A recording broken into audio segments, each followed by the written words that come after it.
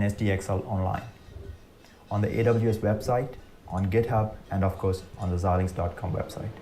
This concludes this introduction to AWS F1 and the SDXL development environment module. We encourage you to watch the other modules in this training series to learn in greater detail about the platform and the development process. Thank you for watching. Good morning. Hello, everyone. How are you? Oh, it's light.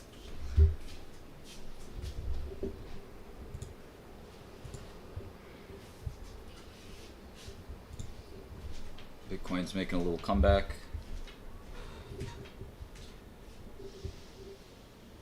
Google reported earnings last night. I gotta listen to that call.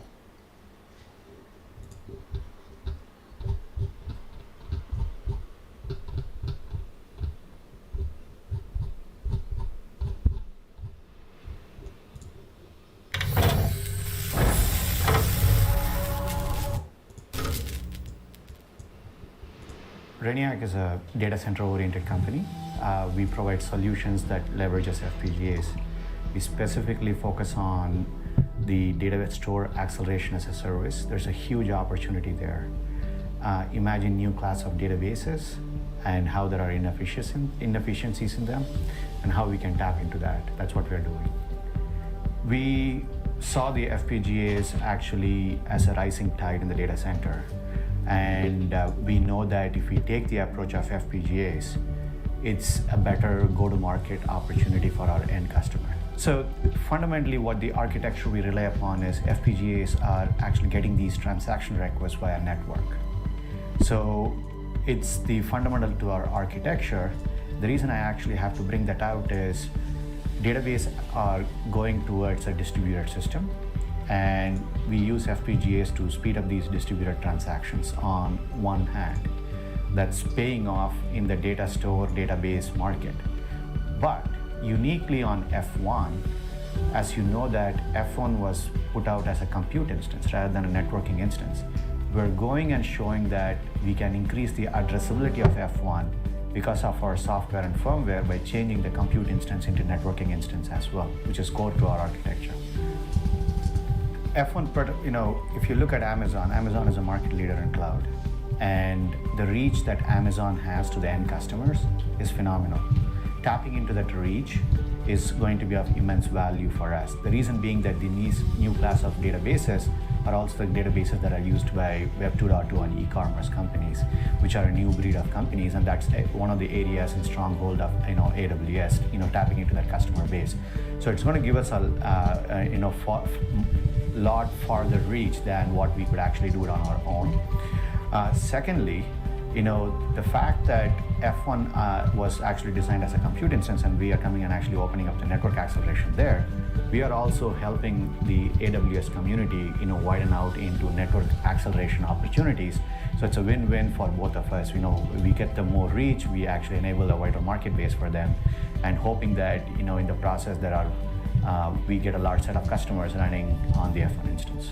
From a business model standpoint, we're going to be an application on a marketplace application. So we're going to tap into the regular marketplace, on-demand business model. But we are also going to be looking into strategic licensing opportunities. Given the network stack that we have, is going to be of a unique offering, at least for a period of time. So we're going to be looking for licensing opportunities as well with certain strategic customers.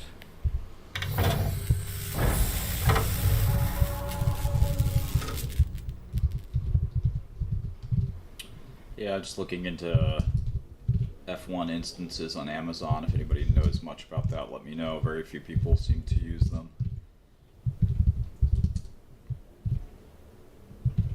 It's a promotional video for AWS FGPA instances, which I'm not sure why anybody would really use in practice.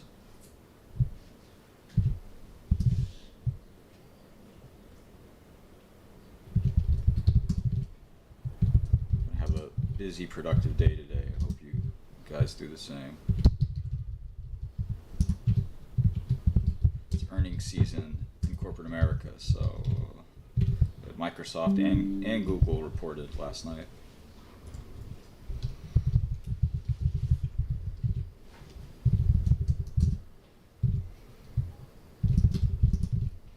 amongst other companies, and many more this morning, and many more tomorrow morning, and who has time to listen to every conference call? I know I don't. Even big hedge funds with teams of people miss conference calls.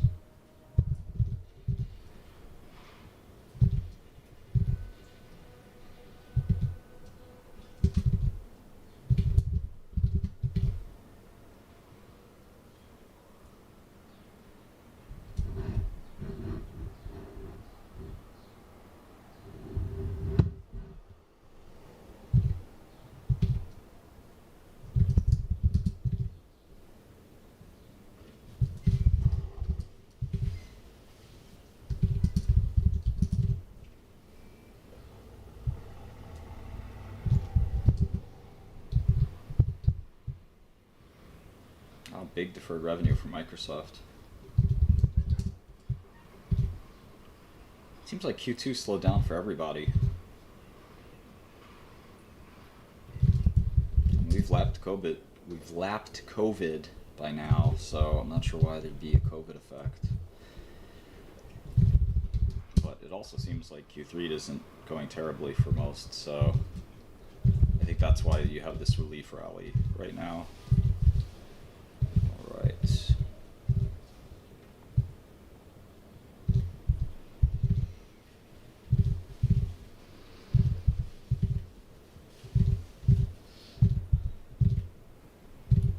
Business. 2:30. Here we go.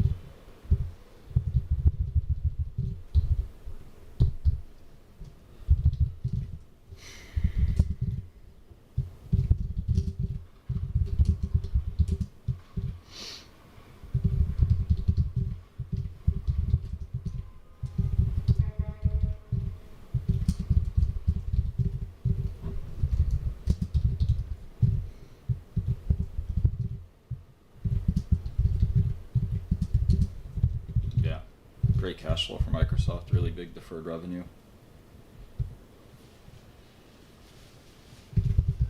Run rating at 100 billion, not bad.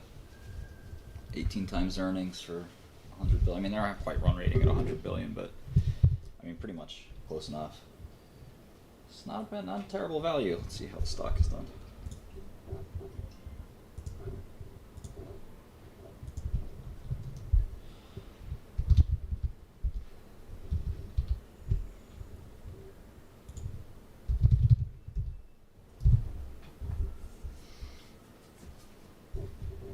Up a lot today.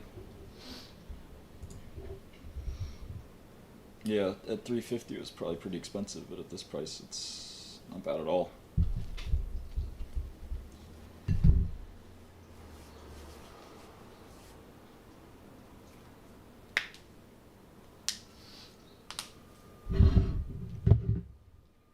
Yeah, the media tends to not like me, but the amount of positive feedback I've gotten on my new venture is, I mean, it's overwhelming, quite frankly. The amount of investors who have reached out to me, the amount of, I mean, it's really humbling.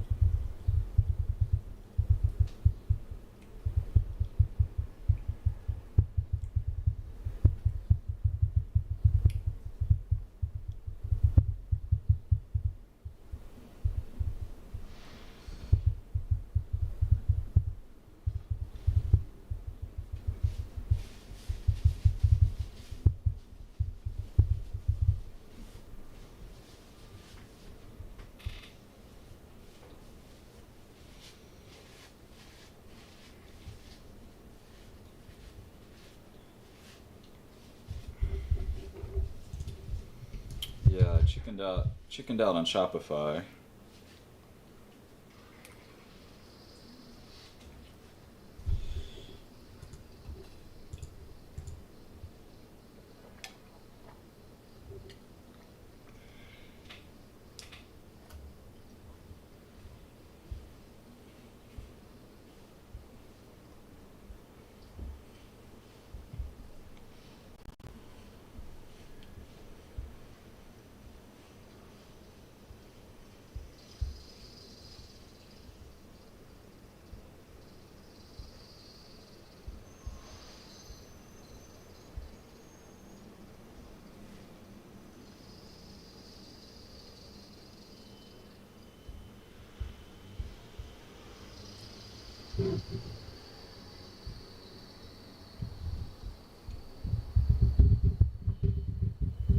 Everybody asks me about Trashy every day, at least 10, 20, 30 people every day. How's Trashy? How's Trashy? She's good.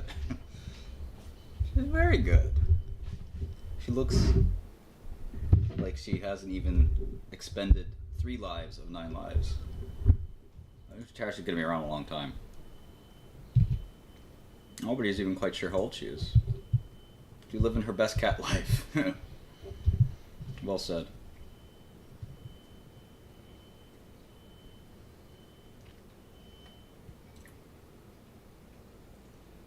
Yeah, no, I agree with you, CBN5.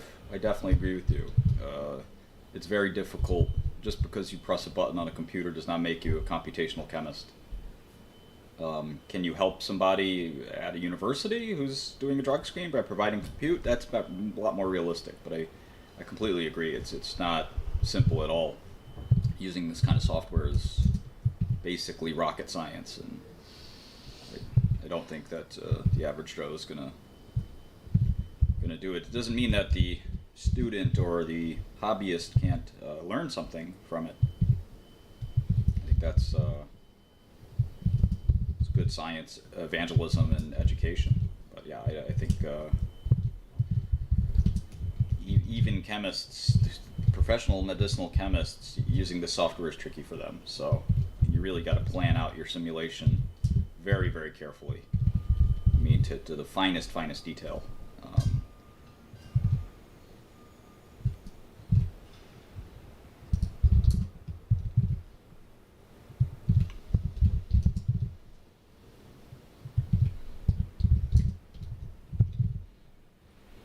And that's something really only experts know how to do. But you know, getting people excited and interested in this world is also one of my goals. All right, so Microsoft free cash flow is a little closer to 65 billion, so you gotta always remember CapEx. And they're in a big cloud investment period right now for Azure, so the question is that one time or continuous? It's probably continuous. So if you take that cash flow down to 65 billion, you're talking about 28 times earnings, which is why I passed on this the first time. It's kind of expensive for. It's possible that we're entering a peak cycle for technology, and that we could be seeing a big slowdown coming.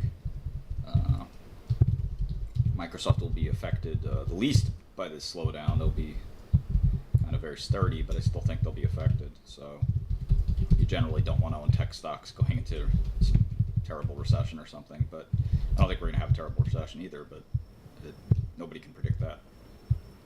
So what do I know? Maybe we will. I saw the White House redefined what a recession is. I like to do that. I would redefine what a crime was. No. See, Your Honor.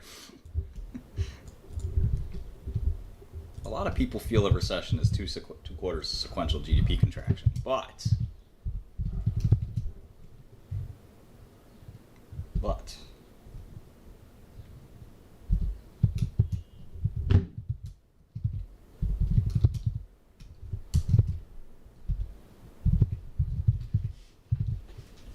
you see, Your Honor, what happened was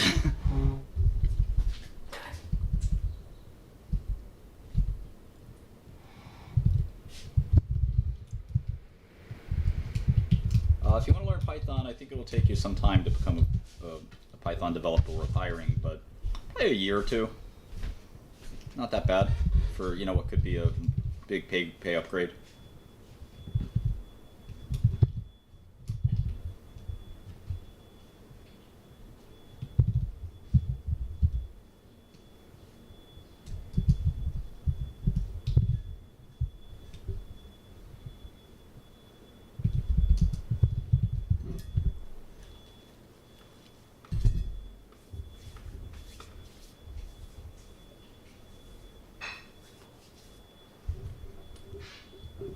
Yeah, sometimes when there's a lot of fear in the market, earnings misses will be good enough for stocks to go up.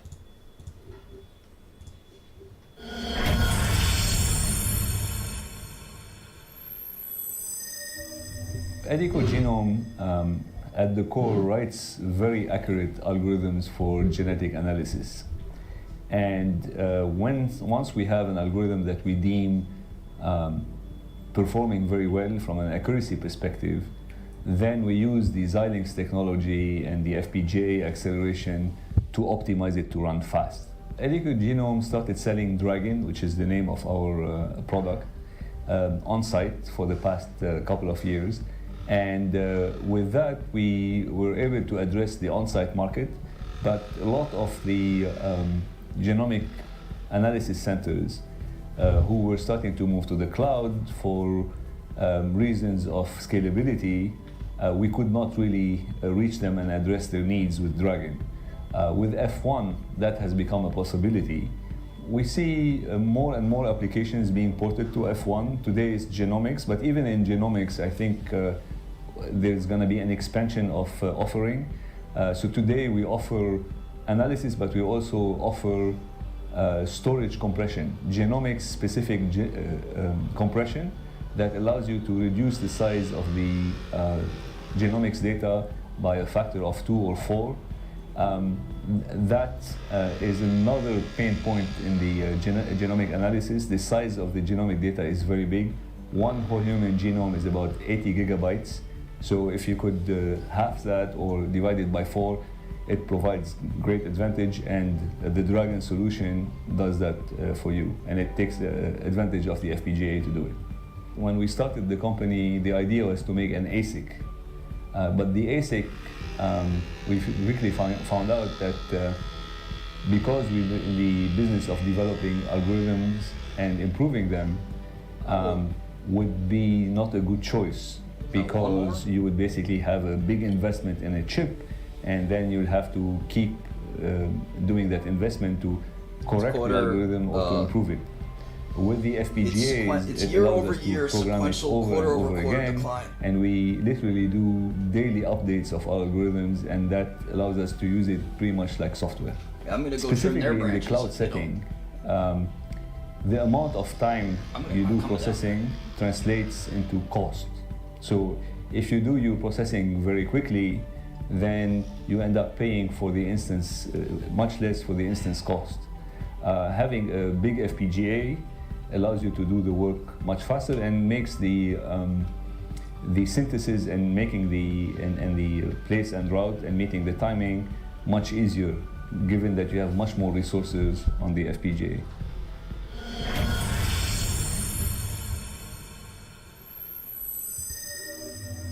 After this short training, you will understand in detail the technical specifications of the F1 instance. You will learn how the Xilinx FPGA is used and the interface requirements for implementing an RTL kernel on the F1 instance. Let's first look at the AWS F1 instance. The F1 instance is a cloud compute instance which uses a Xilinx FPGA to accelerate the performance of software by implementing the compute-intensive parts of the algorithm in dedicated custom hardware. For this, it uses the Xilinx VU9P 16 nanometer device, which provides over 2 million logic cells, approximately 7,000 DSP engines, and 16 gigabits of memory.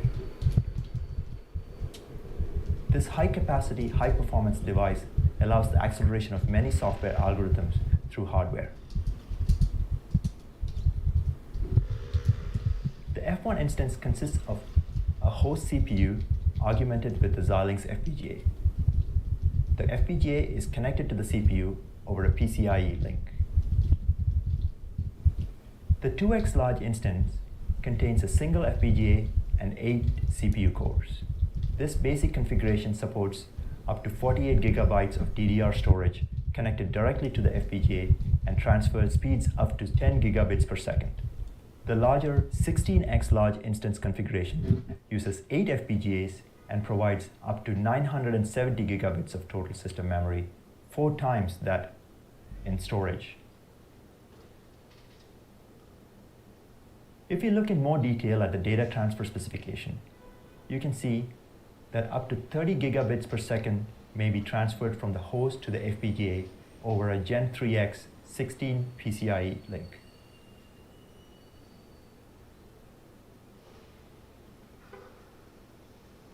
Each FPGA connects to 4 banks for DDR, providing 48 gigabits per second transfer rate between the FPGA and the memory. This provides enough bandwidth and processing logic to accelerate any application. Now let's look in more detail at the Xilinx FPGA at the heart of the F1 instance. The F1 instance uses a Xilinx VU9P device. This device at the leading edge of FPGA design is a stacked silicon device, meaning it is made from multiple dies connected on the chip via silicon interposers. Each individual die is referred to as a superlogic region, or SLR. The VU9P has 3 SLR regions. Each SLR region has access to 1 or more DDR interfaces. The connections between SLR regions are made across super long lines, or SLLs. These super long lines have longer delays than standard intra-SLR connections. An F1 instance consists of 2 regions, a region called the shell, which cannot be modified, and a region for custom logic, which can be modified to support any user logic. 4 DDR interfaces are available, and the DDR interface in the shell region may be accessed by the custom logic. The shell is loaded at power-up and is always live. It includes the PCIe link and all the hardware necessary to interface with, and provides debug support for the custom logic. The logic in the shell region cannot be modified by the user. The shell logic is clocked at 250 MHz. The shell also includes debug and security features. Looking at the shell debug and security features in more detail, the shell includes hardware firewall logic to ensure that the kernel cannot accidentally halt the operation of the F1 instance, and enables recovery of the instance in the event of a protocol violation. Protocol violation. A feature ROM to ensure the F1 instance is only ever loaded with a valid design, one created for this platform. And finally, hardware to ensure the same debug features users have come to expect from Xilinx FPGAs are fully available through their PCIe interface. The custom logic region represents most of the available logic on the FPGA and may be programmed and reprogrammed continuously. Multiple kernels may be simultaneously loaded and unloaded into this region throughout the execution of the application. The clock for the custom logic region is specified by the user and may be up to 500 MHz. Clock domain crossing logic is automatically implemented between the shell and the custom logic regions. The kernels are automatically compiled into the FPGA, but as with any FPGA design, the kernel developer has complete control of the implementation details and hence the ability to create a very high performance design through the use of specific synthesis and placement options. When working with custom logic, it is important to understand some of the requirements imposed by the AXI interconnect on the platform. The custom logic region accesses the data through the DDR interfaces. There are 4 DDR interfaces.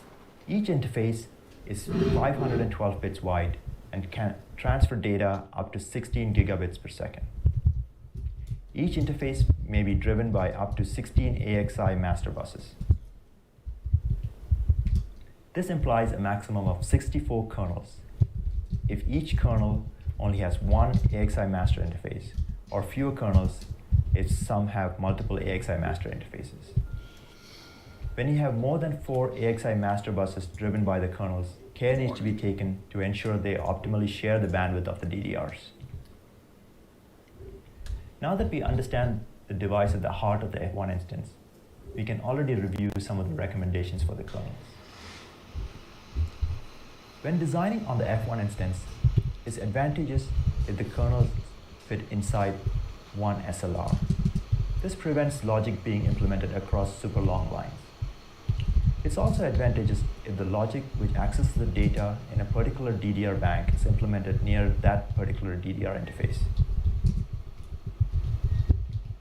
These techniques allow the design to more easily and automatically close timing during logic placement and routing. Following recommendations is a good idea.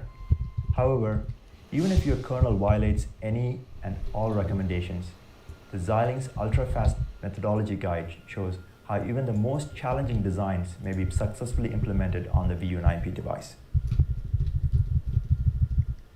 To maximize system performance, you really want to ensure you have maximum data transfers and minimize the on-chip congestion. Each DDR is 512 bits wide. Try to transfer data in wide 512-bit words.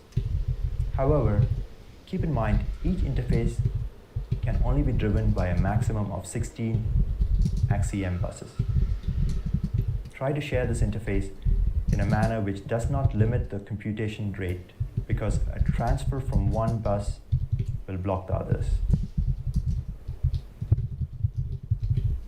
If your kernel or kernels have more than 4 data transfer interfaces, consider how they can be mapped into 4 512-bit DDR banks and still have continuous processing. Making maximum use of the DDR interfaces will result in a high-performance system. The AWS F1 instance is a scalable cloud-based platform for acceleration using FPGAs. Up to 8 Xilinx FPGAs and 64 CPUs may be configured for high-performance processing. The F1 instance provides a Xilinx FPGA with fixed and customizable regions. The shell logic ensures all connectivity and debug logic has been already implemented for you, but it does place some interface limitations on the custom logic region. Up to 2 clocks and 4 512-bit data transfer interfaces are provided with full control over the RTL implementation. Thank you. Yeah, I don't think anybody uses this product.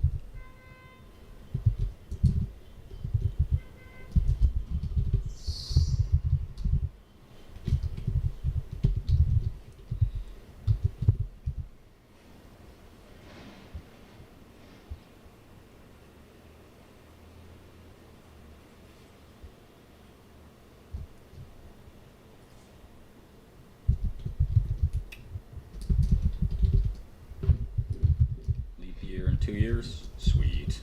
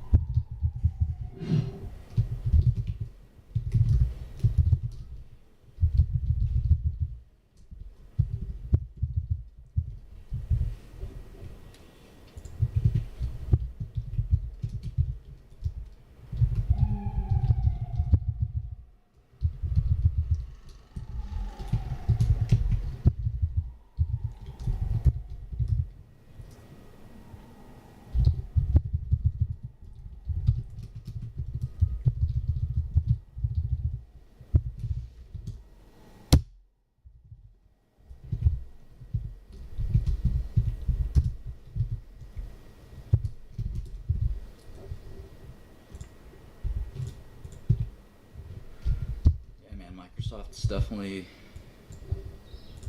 not as cheap as Google. It's a good pair trade, actually. Long Google, short Microsoft.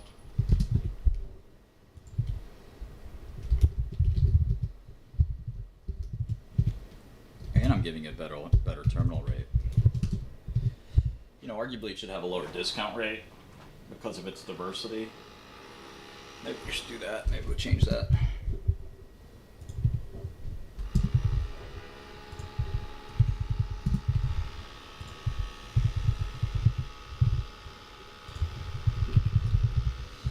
Oops. Doesn't change things much, obviously. Still a good pair trade no matter how you slice it.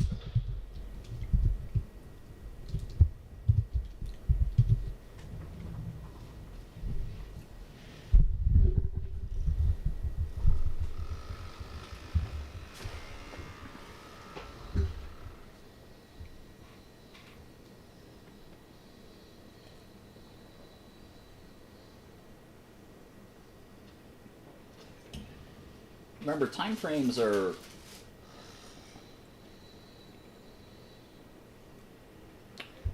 apply on a large. How should I put this?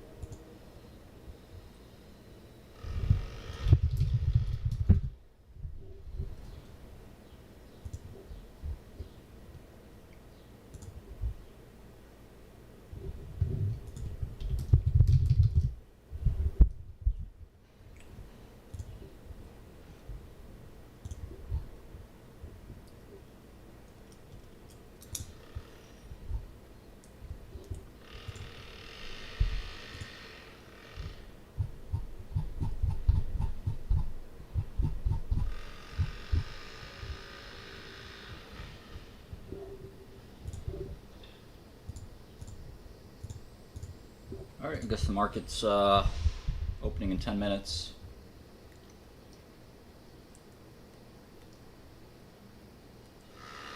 I'd like to see a chart of monkeypox. Let's see if we can get that. Monkeypox daily, maybe. Or world in data. All right, this is pretty slow. Definitely not an epidemic. Graph COVID, it was looked quite a bit different.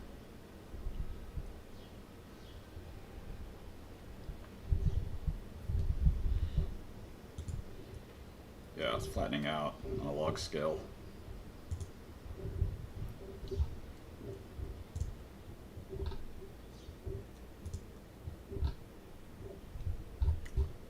No reported monkeypox in many countries.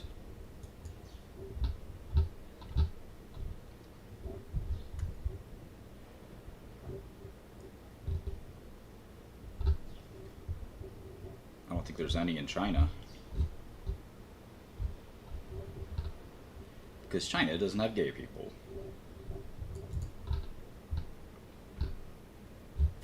Russia as well. No gay in Russia. No. Нет.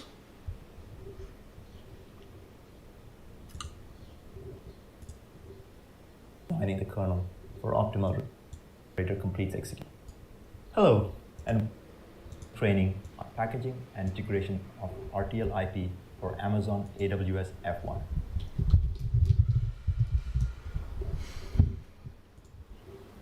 In this training, you will learn how to adapt your RTL IP to meet the interface requirements of the RTL kernel, how to assemble a complete hardware platform with the RTL kernels using the SDXL environment and tools, and how to build an FPGA bitstream and then generate an AFI or Amazon FPGA image from the bitstream for AWS F1. We'll start by talking about the AWS F1 system and the programming model to interface the RTL kernel such that it can be integrated into a system. We will look at the interface requirements that the RTL kernel must meet so that it can be easily integrated with the F1 shell. We'll see how the RTL kernel wizard can help with the kernel creation process.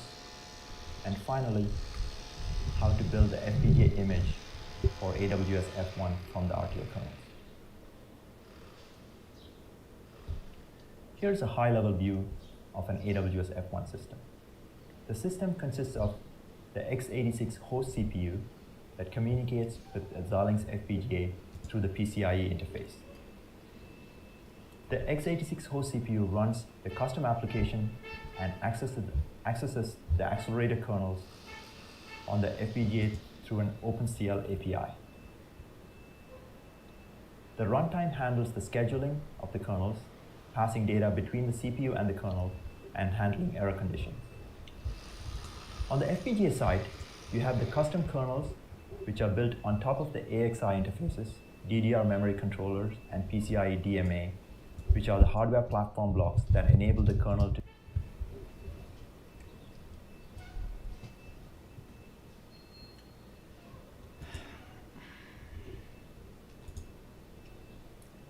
and thank you for standing by for the Alphabet Inc. second quarter 2022 earnings call. At this time, all participants are in a listen-only mode. After the speaker's presentation, there will be a question and answer session. To ask a question during that session, you will need to press star 11 on your telephone. I would now like to hand the conference over to your speaker today, Jim Friedland, Director of Investor Relations. Please go ahead. Thank you. Good afternoon, everyone, and welcome to Alphabet's second quarter 2022 earnings conference call. With us today are Sundar Pichai, Philip Schindler, and Ruth Porat. Now, I'll quickly cover the safe harbor. Some of the statements that we make today regarding our business, operations, and financial performance may be considered forward-looking, and such statements involve a number of risks and uncertainties that could cause actual results to differ materially. For more information, please refer to the risk factors discussed in our most recent Form 10-K filed with the SEC. During this call, we will present both GAAP and non-GAAP financial measures. A reconciliation of non-GAAP to GAAP measures is included in today's earnings press release, which is distributed and available to the public through our investor relations website located at abc.xyz/investor. And now, I'll turn the call over to Sundar. Thank you, Jim, and good afternoon, everyone. I'm proud of how our teams continue to build helpful products and experiences for people and partners. Reflecting this, our performance in search in the second quarter was strong. We are also seeing momentum in cloud. With an uncertain global economic outlook, our strategy to invest in deep technology and computer science to build helpful products for the long term is the right one. Our ability to take the long view stems from our timeless mission to organize the world's information and make it universally accessible and useful. At Google I/O in May, I talked about two key ways we move that mission forward. advancing both knowledge and computing. Those goals are at the heart of what we do. We know that our services are particularly helpful to people and businesses during uncertain moments. Whether it's using search or YouTube to find anything from anywhere, or highly efficient tools like search ads that help businesses of all sizes reach customers, or Google Cloud, which helps companies adapt to hybrid work and find efficiencies. We'll continue to invest in areas like AI, search, and cloud. And we'll do it responsibly and in a way that is responsive to the current environment. Earlier this month, I announced that we'll be slowing our hiring and sharpening our focus as a company.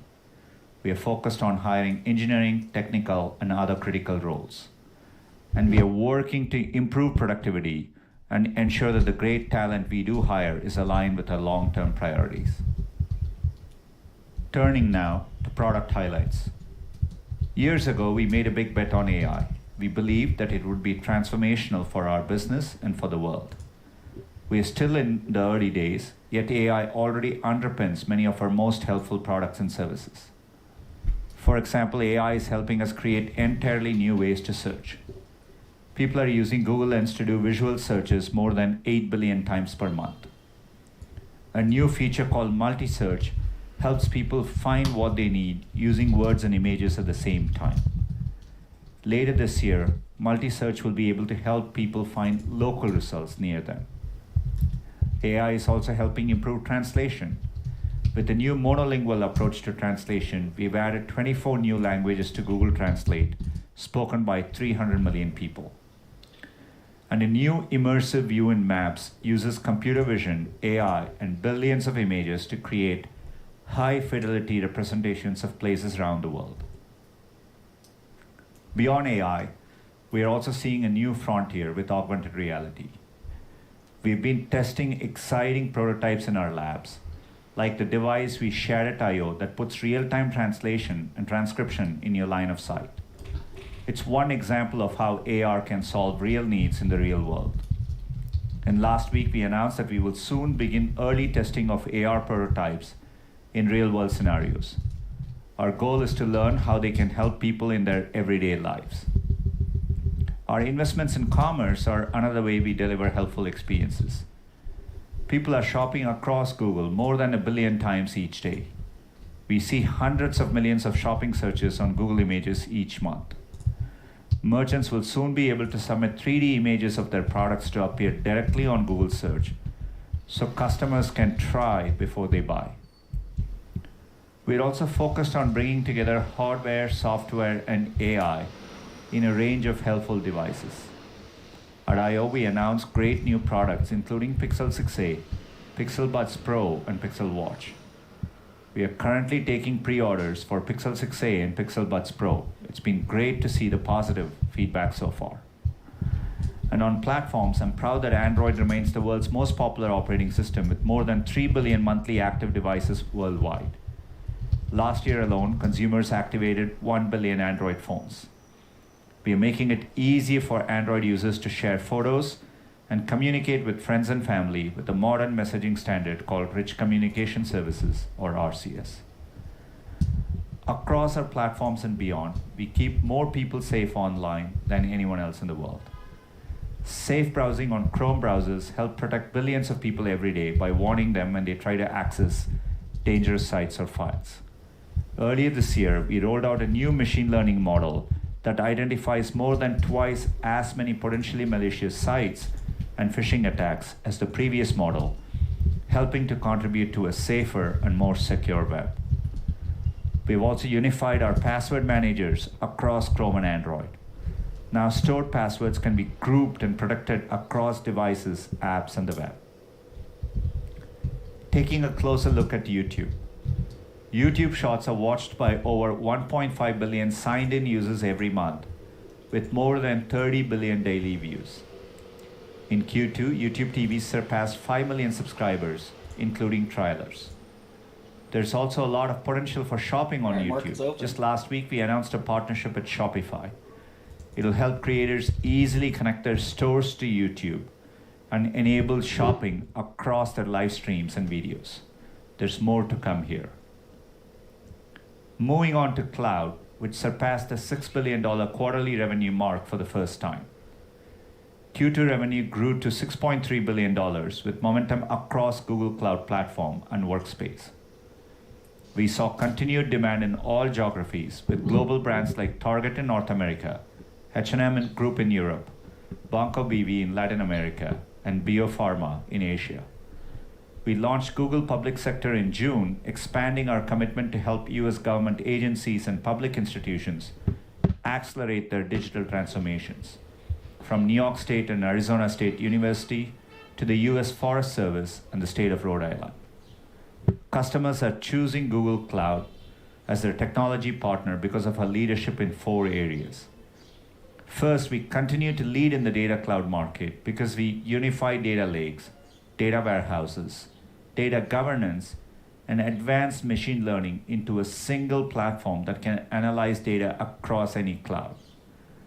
Companies like SC Johnson, Northwell Health, and the Golden State Warriors choose Google Cloud for our strength in data analytics. Our capabilities helped Swissair optimize its flight operations. They're also helping NG explore ways to optimize wind energy management and Ford to create smarter factory floors. Second, companies like BetaBank and Mayo Clinic choose our open cloud infrastructure to modernize their IT systems on our cloud, at the edge, or in their data centers.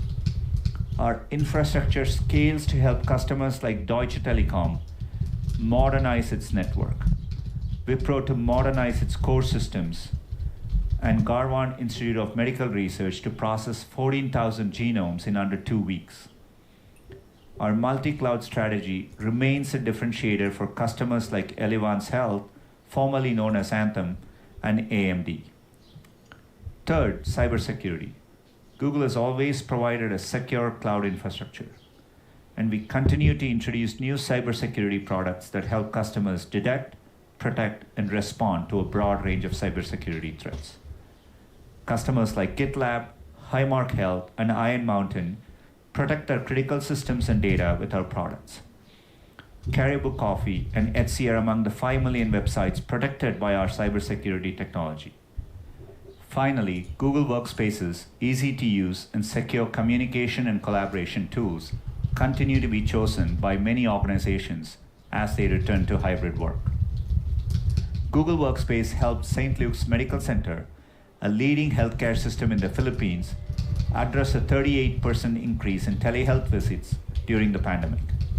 Results like this are driving growth in many customer segments around the world, including digital natives like Canva, large enterprises like Travis Perkins PLC, and public sector institutions, including the central Dutch government. Finally, our other bets. Waymo expanded rider-only testing with employees to include downtown Phoenix and started testing at Phoenix's Sky Harbor Airport.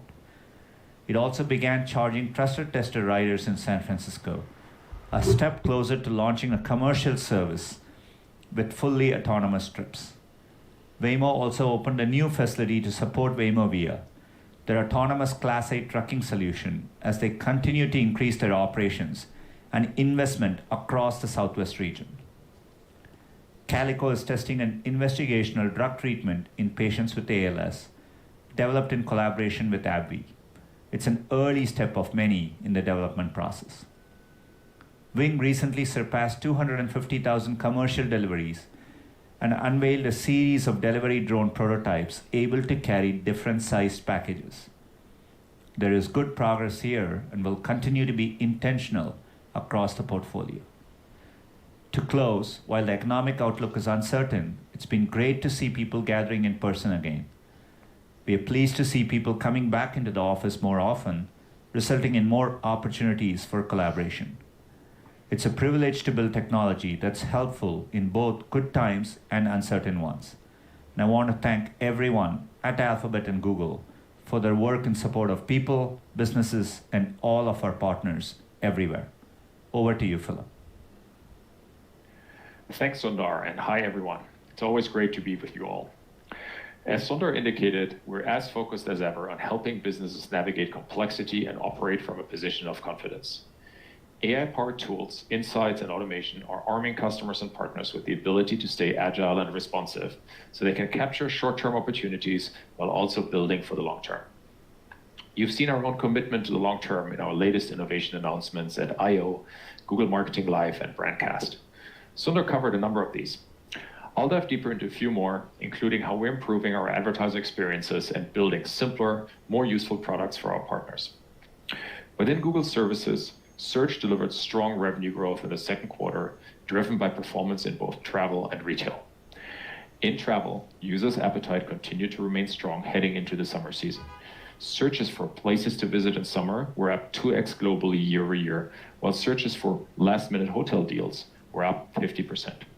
However, as we've all seen in the news recently, the travel sector has been experiencing some challenges.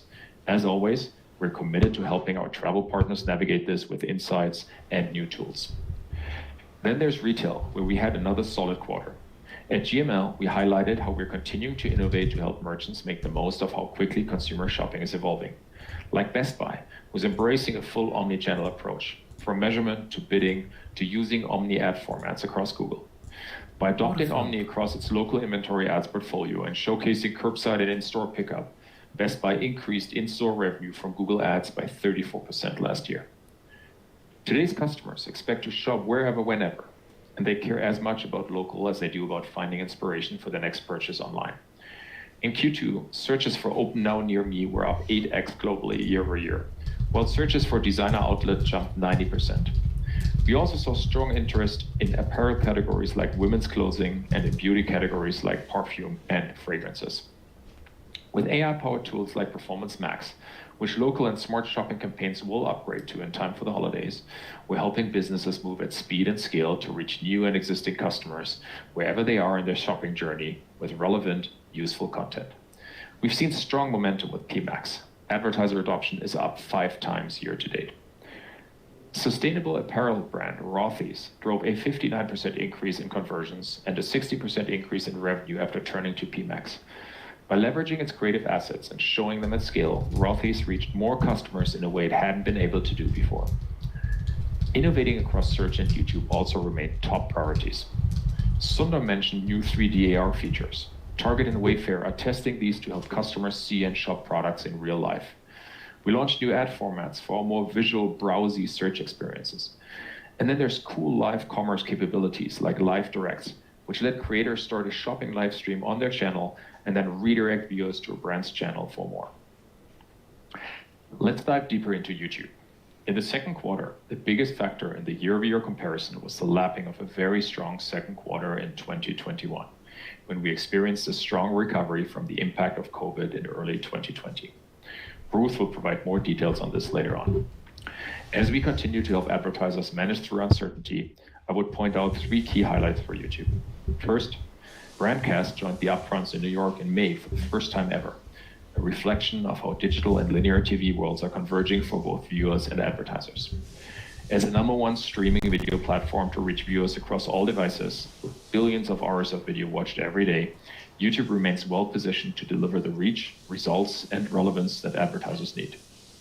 In fact, even in TV's biggest moments, YouTube is still delivering huge incremental reach. According to ComScore, 49.9% of adults that saw a Super Bowl ad on YouTube on the day of the Super Bowl did not see the ad on TV. And as more advertisers tap into connected TV, they're also driving results.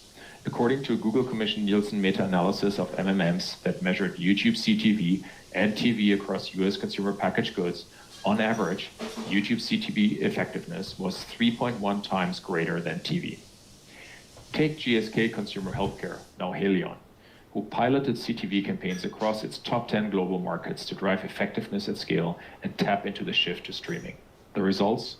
73% of campaigns drove substantial lift in brand and unbranded searches, and viewers were up to 14 times more likely to search for Haleon-related terms. Adding CTV to its existing plans also led to greater efficiencies and savings. Haleon has since upped its 2022-2023 investment and is now expanding CTV across LATAM and EMEA markets. Niederhofer was cool. Second, as Sundar said, our momentum in Shorts continues.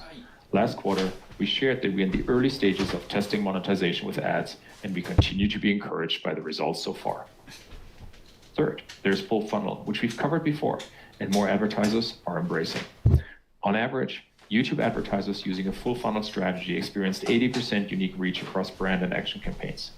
With this incremental reach across upper and lower funnel formats, advertisers meet different audiences based on where they are in the purchase journey. Estée Lauder, Taiwan's recent campaign for its Advanced Night Repair Serum, is a great example. Branded content collaboration with top creators raised awareness, while YouTube's shopping shelf feature boosted consideration. And to generate new leads and sales, a series of well-orchestrated action formats did the trick. This full funnel strategy drove 29% more unique visits to its website and a 95% increase in sales. With our performance products, advertisers can convert demand. With our massive reach products, they create net new demand at scale. Lastly, an update on how we're bringing the best across Google to our partners and key ecosystems. First, in gaming, to help Bandai Namco Entertainment drive immersive gaming experiences and build a more robust IP strategy, we're partnering across cloud, geo, ads, YouTube, and more. And then there's news. Google News Showcase now has 1,500 plus partnerships with publications across 17 countries, including recent agreements with publications in the UK, Romania, and Slovakia. I'll close, as I always do, with gratitude for customers and partners, and for Googlers across sales, partnerships, product engineering, and our many, many support teams. Thank you for your tireless commitment to making a positive impact around the world. Ruth, over to you. Thank you, Philip. Our financial results for the second quarter reflect strength in search and momentum in cloud. My comments will be on year-over-year comparisons for the second quarter unless I state otherwise. I will start with results at the Alphabet level, followed by segment results, and conclude with our outlook. For the second quarter, our consolidated revenues were $69.7 billion, up 13% or up 16% in constant currency. Our total cost of revenues was $30.1 billion, up 15%, primarily driven by other cost of revenues, which was $17.9 billion, up 17%. The biggest factor here was costs associated with data centers and other operations. Operating expenses were $20.1 billion, up 24%, reflecting the following. First, the increase in R&D expenses, which was driven primarily by headcount growth. Second, the growth in sales and marketing expenses, which was driven primarily by increased spending on ads and promo, followed by headcount growth. And finally, the growth in G&A, which reflects increases in both professional service fees and in headcount, partially offset by a decline in charges related to legal matters. Operating income was $19.5 billion, flat versus last year, and our operating margin was 28%. Other income and expense was a loss of $439 million. Net income was $16 billion. Lifesavers. We delivered free cash flow of $12.6 billion in the quarter and $65 billion for the trailing 12 months. We ended the quarter with $125 billion in cash and marketable securities. Let me now turn to our segment financial results, starting with our Google Services segment. Total Google Services revenues were $62.8 billion, up 10%. Google Search and other advertising revenues of $40.7 billion in the quarter were up 14%, driven by both travel and retail. YouTube advertising revenues of $7.3 billion were up 5%. The modest year-on-year growth rate primarily reflects lapping the uniquely strong performance in the second quarter of 2021. Network advertising revenues of $8.3 billion were up 9%, driven by AdSense. The quarter-on-quarter deceleration in both YouTube and network advertising revenues primarily reflects pullbacks in spend by some advertisers. Other revenues were $6.6 billion, down 1%, reflecting a year-on-year decline in Play, primarily driven by the fee changes we have discussed previously. We also saw a slowdown in buyer spend due to a number of factors, including lower engagement levels compared with earlier stages of the pandemic. In terms of costs within Google Services, TAC was $12.2 billion, up 12%. Google Services operating income was $22.8 billion, up 2%, and the operating margin was 36%. Turning to the Google Cloud segment, revenues were $6.3 billion for the second quarter, up 36%. GCP's revenue growth was again greater than Cloud's, reflecting significant growth in both infrastructure and platform services. Strong revenue growth in Google Workspace was driven by solid growth in both seats and average revenue per seat. Google Cloud had an operating loss of $858 million. As to our other bets for the second quarter, revenues were $193 million and the operating loss was $1.7 billion. Let me close with some comments on our outlook. In terms of the Google Services segment, we are pleased with our performance in search in the second quarter, which continued to deliver strong results. As a reminder, the 2022 revenue growth rates are presented against particularly tough comps as we lapped the recovery in the second quarter of 2021 from the impact of the pandemic in early 2020. Going forward, the very strong revenue performance last year continues to create tough comps that will weigh on year-on-year growth rates of advertising revenues for the remainder of the year. In YouTube and network, the pullbacks in spend by some advertisers in the second quarter reflects uncertainty about a number of factors that are challenging to disaggregate. Within other revenues in the third quarter, we expect an ongoing headwind from the fee changes and the slowdown in buyer spend that impacted results in the second quarter.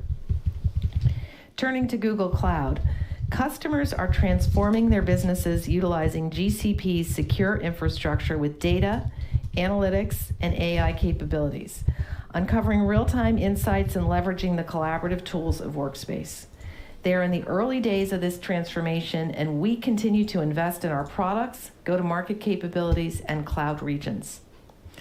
In terms of foreign exchange, our second quarter results reflect that the US dollar strengthened versus last year from a significant tailwind last year to a 3.7 percentage point headwind in 2Q. Margin.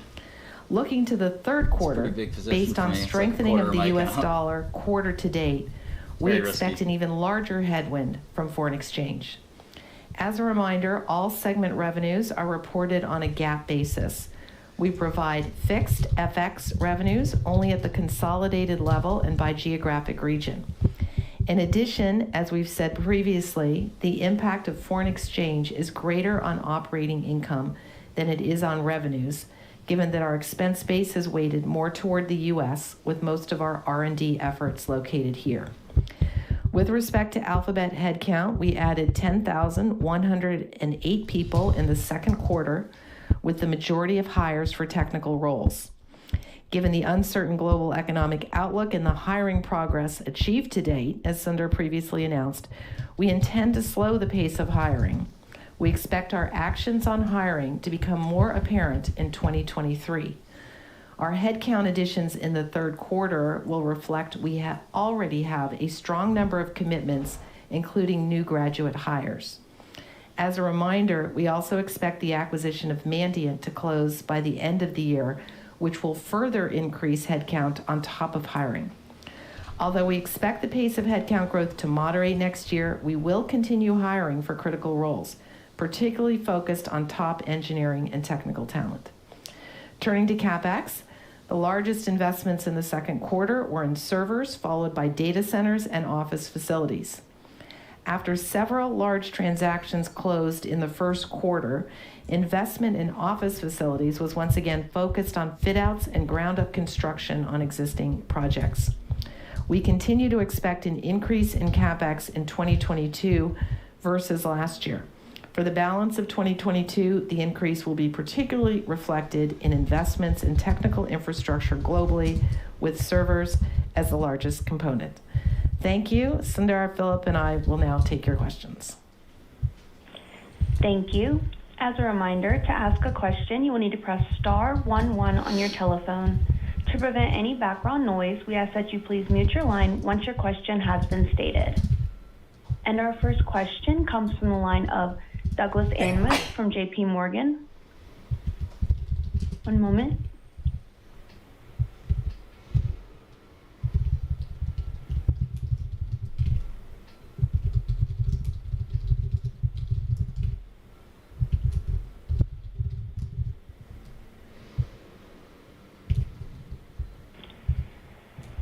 I apologize. One moment while we open the line.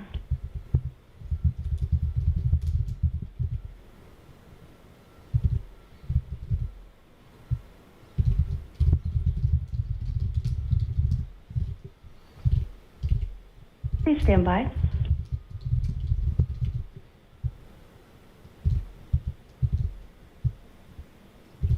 This person's fired. You're fired. And Doug, your line is now open. You're fired.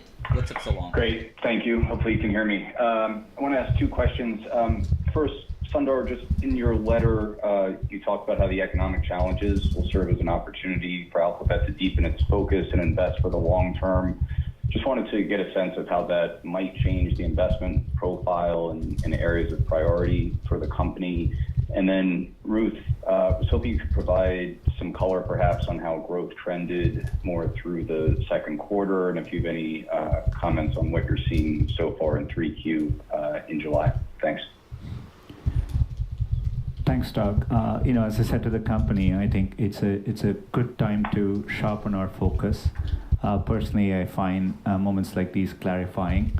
It's a chance to digest and make sure we are working on the right things as a company, with taking a long-term view, making sure we are continuing to invest in deep technology and computer science and doing differentiated work, and gives a chance to assess everything we are doing with a critical lens and reallocate resources to our most critical priorities.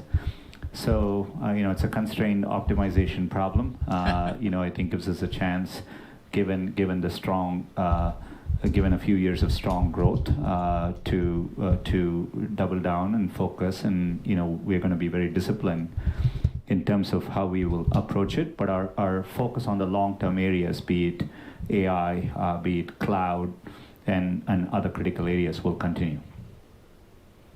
In terms of your second question, I'm going to leave the modeling to you. Just a bit of context. Senator and I think Philip as well, use the term uncertainty because we do think that's the best way to characterize what we're seeing. The data are complicated. Our results have reflected lapping, continue to reflect lapping of the significant growth rates last year.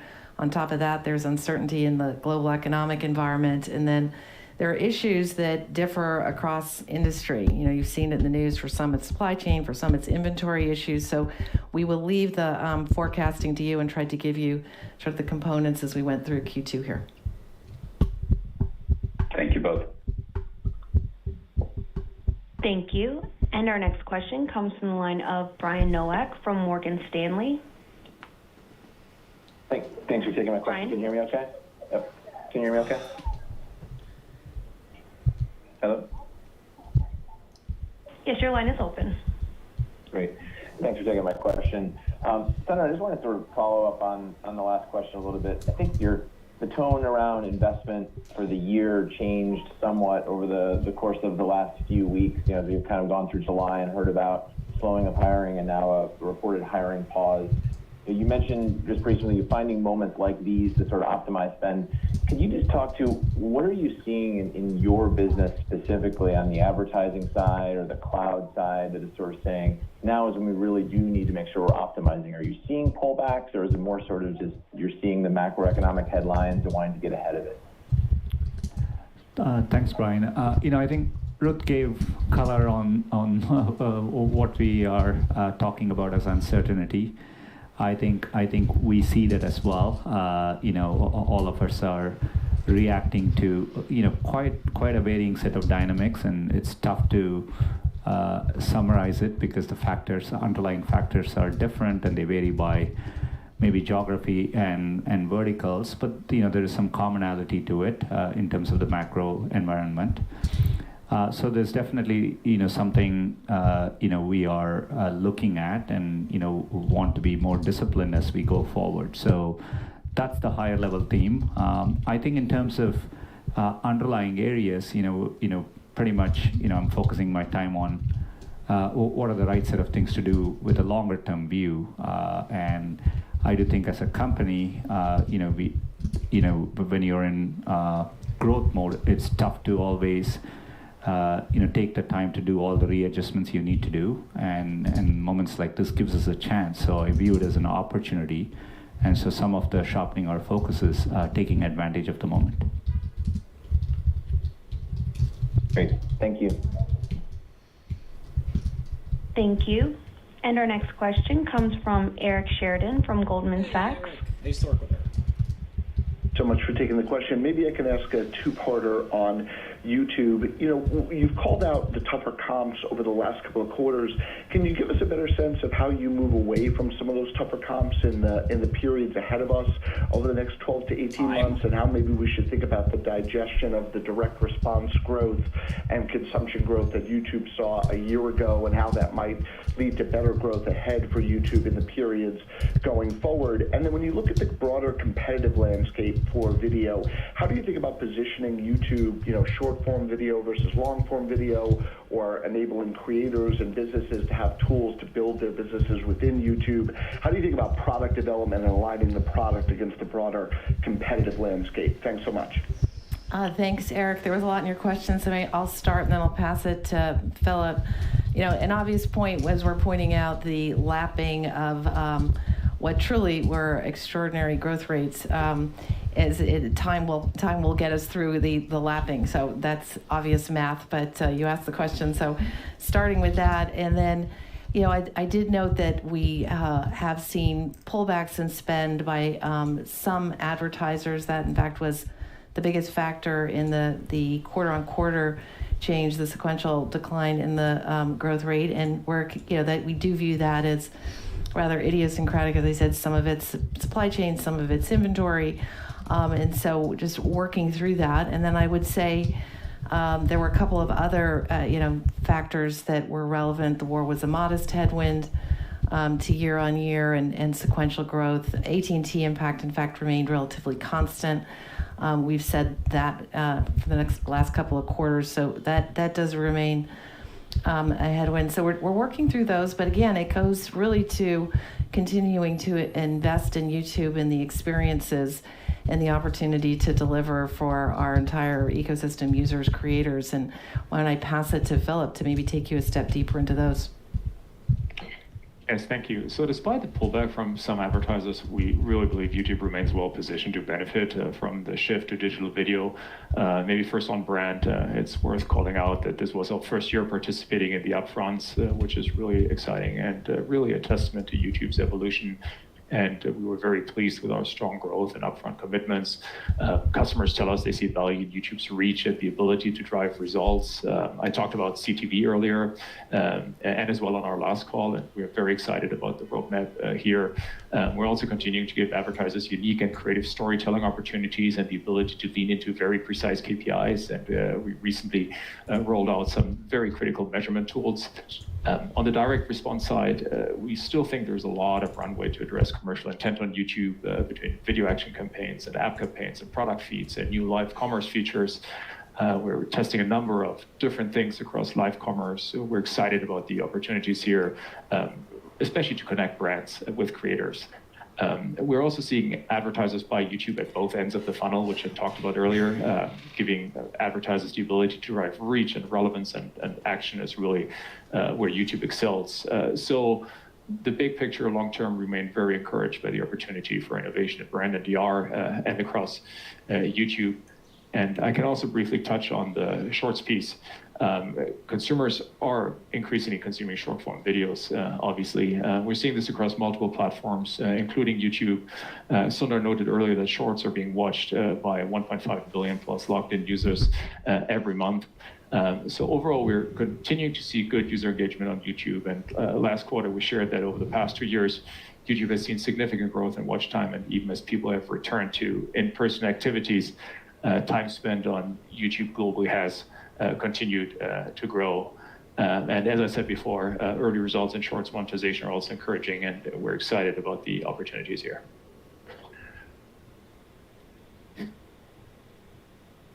Thank you. And our next question comes from Michael Nathanson from MoffettNathanson. Can I ask one of Ruth and Sundar and then one of Philip? For Ruth and Sundar, given just how strong this company is in terms of balance sheet and profitability, I wonder what's your North Star when you think about sharpening your focus? What's driving your decision making? Is there an optimal margin you're looking to seek to, or cash generation? So I'm just trying to get, when you say these things, I know what other companies have to do because they're pressured in balance sheets or profitability. So what is the mathematical formula that you're looking for, that you're driving towards? And then for Philip, I think people are wondering, and this is a big question, but the composition of the ad base, and I think people are worried that some other companies may have really benefited from a lot of growth in younger, newer companies that were not profitable. So can you talk a bit about what you're seeing in terms of mix of your composition? Is there any shift maybe towards Fortune 500 companies that are spending more from a healthier, maybe starting base? Or anything you tell us on composition of your ad base? I know it's a huge question, but that'd be helpful. Thanks. Maybe one thing I'll say, through moments like this, look, I think for a few years we've been talking about, particularly in our newer areas, the focus on building sustainable value. And so for me, it's a long-term framework. We are obviously, we have areas where we've been doing this for a long time, like search and so on. But there are newer areas, and we definitely want to make sure, while we are investing for the long term, we are thinking through the business model, the value creation, and profitability over time. And so, all of that are the frameworks we use. And I think it's important, regardless of the health of your balance sheet, on an area by area, everything you're building is sustainable on its own, and you're very disciplined.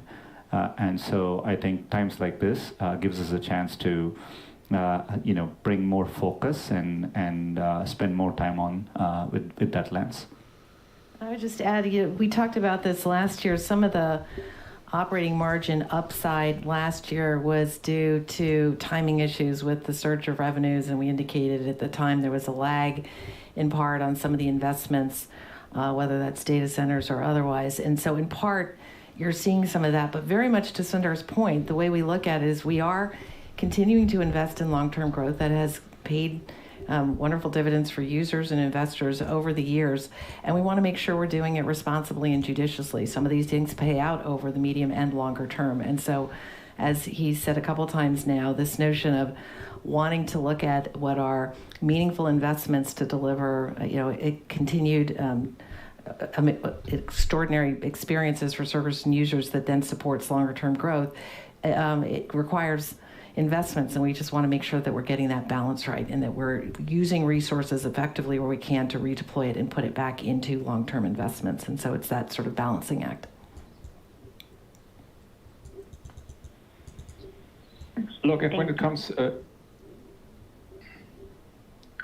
to the second part of your question, we have a very, very broad base of customers, large, small, different verticals, different sectors, in different geographies across the world. We're very proud to serve such a large base with such a diversity of different players. It's a broad question you're asking. If you're leaning a little bit more towards the total addressable market here, let me reiterate what I said before. We're not just addressing above-the-line marketing budgets like traditional advertising or television advertising. There's a lot of upside that we see in below-the-line budgets, whether it's promotional pricing, product placement, sponsorships, and so on. And it obviously cuts across the universe of different players, sectors, verticals that I just described.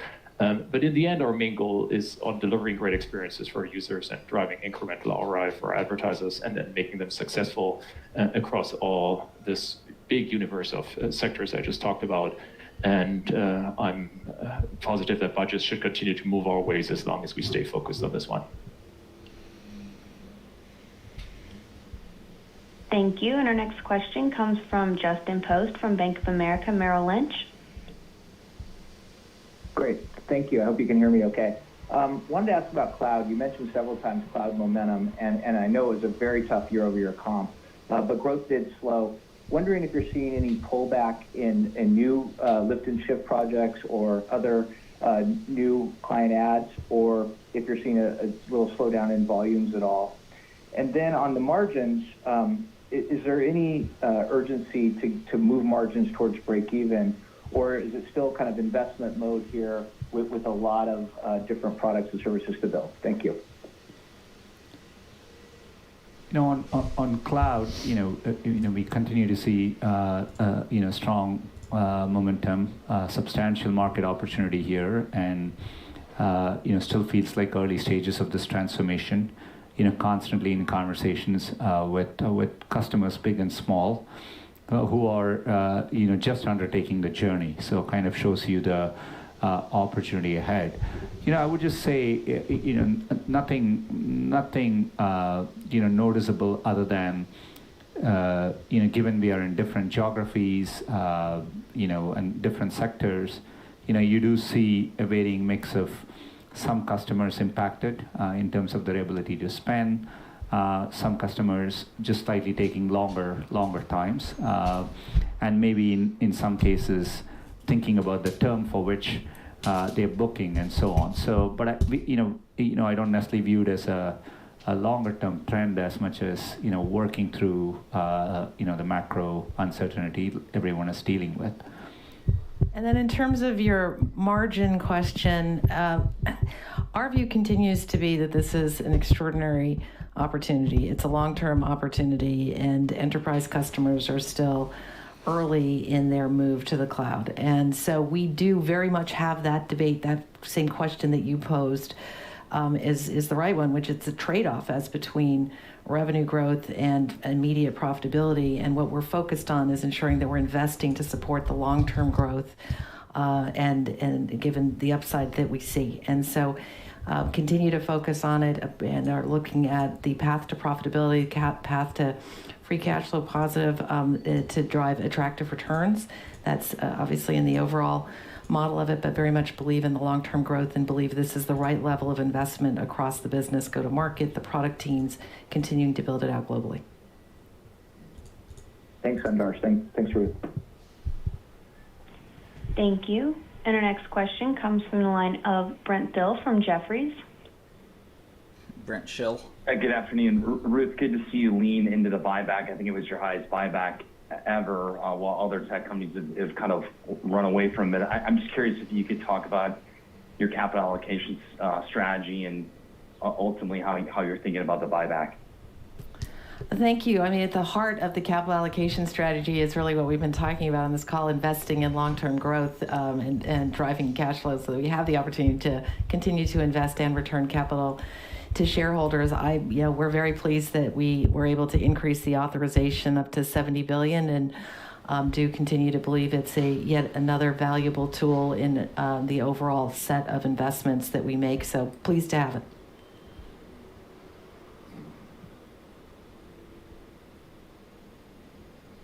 Thank you. And our next question comes from Mark Mahaney from Evercore ISI.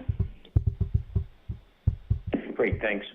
Philip, you talked about the beginning of monetizing YouTube Shorts. Do you have any lessons that you've drawn so far, or in the long term, is there any view you have on whether that inventory can be better or less monetized than other YouTube inventory that you've had, traditionally, historically? And then secondly, just on these comments on the pullback by some advertisers, so you talk about strength in retail, and especially in travel. So what's left? Does that mean that you're seeing weakness out of Western Europe in financial verticals and maybe automotive? Any color on which advertisers are pulling back would be helpful. Thank you. So on the short side, on the monetization side, I am sticking with the statement I made before. We're encouraged by the results that we're seeing. We're excited about the opportunity, and there's not a lot more detail that we can share at this point in time. On the pullback in spend by some of the advertisers, as Ruth mentioned, the pullbacks in spend on YouTube and network by some advertisers in the second quarter reflects uncertainty about a number of factors. And for each advertiser, it's actually challenging to disaggregate the uncertainty different between companies and sectors. And as you can see from the news, and some companies were impacted by multiple factors as well. Okay, thank you. Thank you. And our next question comes from Colin Sebastian from Baird. Thanks. Good afternoon. Maybe one follow-up, Sundar, on the sharpening of the focus. You talked about, of course, AI and cloud as being key areas of long-term focus. Are there any areas worth calling out that may be a lower priority now, given that focus? And then secondly, you've given us some good data, over the last year or so around conversational and visual search queries and strong growth there. Curious how that also translates into maybe different types of monetization relative to text-based search. Does this give you greater monetization capability in search, or how would that impact monetization? Thank you. Yeah, thanks. A good question. And, look, one way we can think about it is, through moments like this. So, for example, we are obviously investing deeply in AI. We do everything from pure research to applied research to research, which is now, AI work, which is actually happening very close or within the areas like search and YouTube, etc. And so you can imagine a scenario in which we are prioritizing and, on the margin, moving resources to making sure we are driving product improvements which flow through a moment like that. That would be an example of sharpening focus for me. And when I think about the opportunities out of AI, just coming out of I/O this year, looking at the progress we have made, how much we have made progress with multi-search, how multimodal things are getting, and the fact that people are now actually doing voice searches a lot, visual searches a lot. All that is a good example of how we are driving value in our core products. Similarly, if you take ads at Google Marketing Live, the team talked a lot about AI-driven products and features that really, give value to advertisers in the most privacy-forward way. And cloud is, I would say, a lot of the AI opportunity today plays out as more from a data analytics standpoint. It's within that segment we see the most strength, but over time, I think there'll be broader opportunities as well. And on top of it all, we are continuing to see a lot of breakthrough work coming from our research teams, be it Lambda 2, Palm, Minerva, or some of our recent advances. So we'll stay cutting edge, drive progress, and keep focusing on turning that research into real products and applications, and we'll take a long-term view. Thank you. Thank you. And our last question comes from the line of Ross Sandler from Barclays. Well, maybe just following up on the retail segment. So some of the biggest retailers in the world, like Walmart, are really struggling and are looking to cut costs. And it sounded to me from what Ruth just said about supply chain inventory inflation that they might be cutting on YouTube. So I'm just curious, can you flesh out what you guys are doing in search from a product perspective to keep that retail category as strong as it is? You mentioned PMax for some of the smaller advertisers and omni-channel for the larger, but maybe just elaborate on what strategies you guys are using to keep that spend flowing, or is that just a timing thing and it might drop off at some point in the future? Thanks a lot. Yeah, thank you. This is an excellent question. As I noted in my opening remarks, retail continued to be an important driver of search in the second quarter. We saw strong search interest in several categories. I called out apparel categories like women's clothing earlier. I think it's also worth clarifying when we talk about retail growth, we're talking about our overall approach to retail, which runs through all of our ads, products, and surfaces, and our shopping strategy is just one important piece of that. From a trend perspective, you're absolutely right. Omnichannel remains the way to win. Retailers continue to build their digital presence to drive both online and offline sales, and we're obviously helping them do it. Over the last few quarters, I think I've talked quite a bit about the ways how we're doing this. In Q2, like in Q1, we saw a year-over-year increase in adoption of, for example, local inventory ads. These are mobile first and location based, and helping business of all sizes showcase their products in stock in store, online, or available for store or curbside pickup, all different variations. Additionally, we're midway through the migration from smart shopping campaigns into Performance Max, which you also mentioned, and advertisers have been pleased with the increased reach and the increased performance. And our focus really has always been on building tools and features that help both offline and online businesses connect directly with these customers across our platforms. And we're excited about what's next for retail commerce across our services, especially search and YouTube.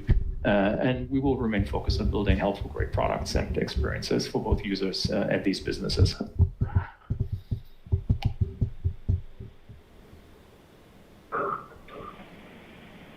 Thank you. And that concludes our question and answer session. I'd like to turn the conference back over to Jim Friedland for any closing remarks. Thanks everyone for joining us today. We look forward to speaking with you again on our third quarter 2022 call. Thank you and have a good evening. All right. Thank you. This concludes today's That was conference interesting. call. Thank you for participating, and you may now disconnect.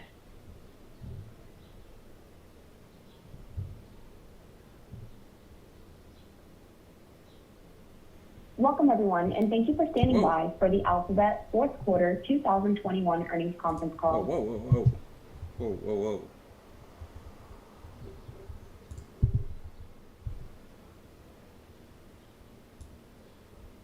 Don't know Dr. Goldwasser. Curious. Hi, my name is Alon Rosen. I'm a professor of computer science at the Herzliya Interdisciplinary Center in Israel. Today is the 23rd of November 2017, and I'm here in Rehovot at the Weizmann Institute of Science together with Shafi Goldwasser, who is being interviewed as part of the ACM Turing Award Winners Project. Hi, Shafi. We are here to conduct an interview about your life, about your achievements. We will go chronologically, generally speaking, chronologically, and we will talk at two levels. The first level will be a general audience type of level, and the second level will be more specific, more oriented towards people that are specialized in the subject and are interested in the details. Let's begin. So, could you give us some family background? I'd be interested in your parents, where they came from, what they did, and maybe your earliest memories. Okay, well, first of all, thank you, Alon, for taking this opportunity to interview me. My family background. So I was born in New York, actually, in Seagate, which is right outside New York City. And it's sort of a beach community. And we were a family of four. I have an older brother who's 6 years older than me. And my parents were Israelis who were actually visiting the United States for a period of time. My father was representing the Israel Kupat Cholim, which is the health services at the time.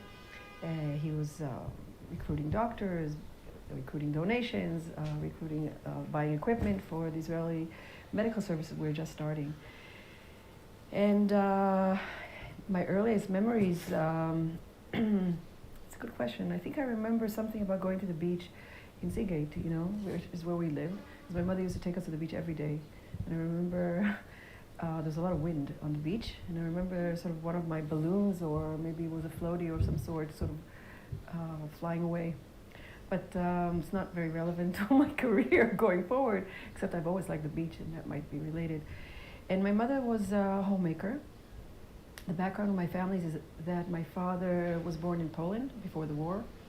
And he, when the war broke out, World War II, he was a student, a law student in Krakow. And, but as the war broke out, he came back home to where his family was, which is Bielsko, is a town in Poland, not far from Auschwitz, actually, between, he, with some other young Jewish men, which were around, I think, 19 or something like that, 19 years old, they escaped to Russia. And from one thing to the other, he was in Russia, he was in Siberia. Somehow he joined these units of the Polish army that joined the Allies to fight the Germans. And through a very roundabout way, at some point they landed in Israel, and he stayed in Israel. And when he stayed in Israel, he was without anything. His family he had no idea where they were.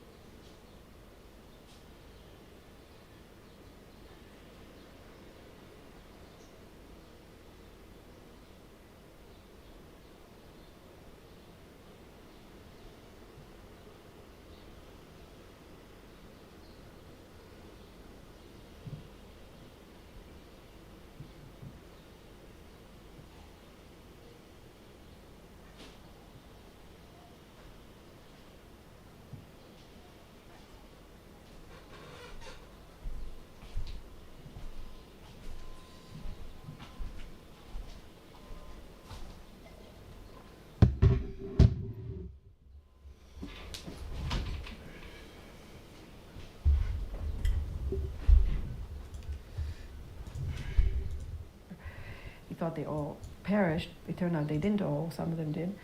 But his mother and his sister actually survived the war. You know, they were in camps, but later he thought his mother was dead, but after the war he wrote a letter to a neighbor, and the neighbor said that his mother is living next door. So we went back around 1947, 1948, and he eventually brought her back to Israel. But he met my mother during those years, and my mother's a completely different story. Her parents came to Israel in the 30s, and they were some of the people who founded a town in Israel, or a farming community called Kfar Vitkin, and she was born in Israel. And they met because he rented a room in their house, and she was giving him Hebrew lessons. So she was away actually in school, and she would come back in vacations, and she was giving him Hebrew lessons. And she always told the story that all of a sudden this very strange man from Poland, who didn't know Hebrew and had very kind of polite mannerisms, asked her, "Would you marry me?" And she was like, "No, like, who are you?" But apparently he was very charming. But in any case, those are my parents. And I also have a younger sister. She was born years later after we came back to Israel. And did you come back, where did you come back to in Israel? So we came back to Israel when I was 6. We came back to Tel Aviv. So we came back straight from New York to Tel Aviv. And where did you live in Tel Aviv specifically? In Tel Aviv I lived it's near a place called Kikar Hamdina. You know, it's at the time was considered sort of the north part of Israel. I think now it's called the Old North. Of Tel Aviv. Of Tel Aviv. Not of Israel, of Tel Aviv. Yeah. I have a question actually about your father's childhood. I heard a story that he was studied with the Pope or something, with John Paul. Yes, that's right. So Bielsko is actually part of 2 towns called Bielsko, Biala. And there's a sort of river that runs between Bielsko and Biala, and the Pope was from there. I think maybe he's from Biala and my father's from Bielsko, and they were in the same high school. And my father always said that he knew the Pope, and you know, this sounded like some of these stories which you don't believe. which sounds like fantasies, but it actually turns out that then I met people who went with my father to high school, and they were actually in Italy, because they ended up, after the war, they stayed in Italy, and they would see the Pope regularly, because they were part of an and acquaintances you got to meet him group. again, or? My father? I don't think so, because he didn't really go back to Poland for many years. No, I don't think so. They were not close friends. They were in the same high school, and they knew of each other. Okay. Yeah. Okay, so let's go back to the thread to Yeah. Tel Aviv. So Yeah. you came back to Tel Aviv after kindergarten in Right. So I was in the U.S. till age 6, and I went to kindergarten, to this kindergarten called Bialik School. There was a Bialik School. All right, let's take a look at Atlassian, which is a fantastic company, one of the companies I look up to. Team Anywhere, San Francisco, Anywhere team. Cool headquarters there, but also San Fran, just in case y'all forgot. Shares outstanding, 250 million, 253 million shares outstanding. Imagine owning them all. $48 billion company. I think it's going to go up even more, but that's a whole other story. We'll get to that later. Let me add this model stuff. Well, I have to close out everything if I do. Let's see.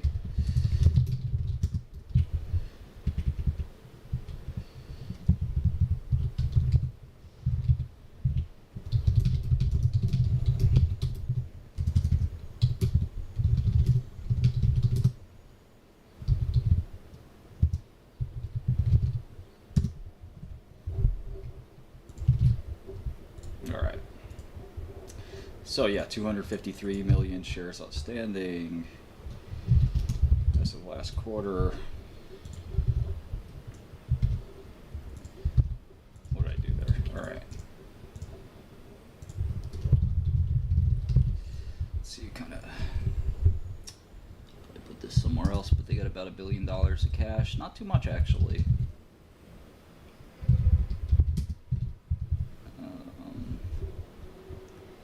Strategic investments, 150. That's 1.4 billion total of cash. Cash, like, not much for a $48 billion company. I would inflate both sides of the balance sheet if I were them. And they have $1 billion of debt. It's kind of interesting. They must have done some acquisitions.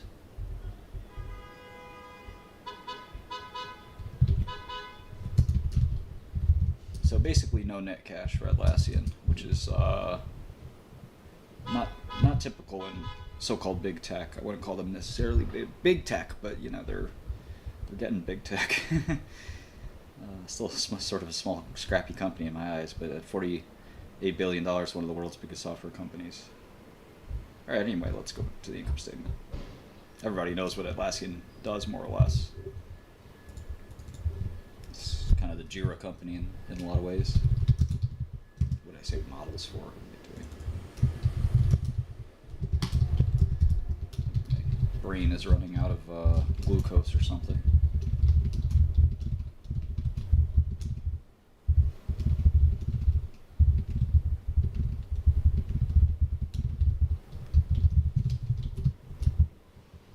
Chipotle? Chipotle?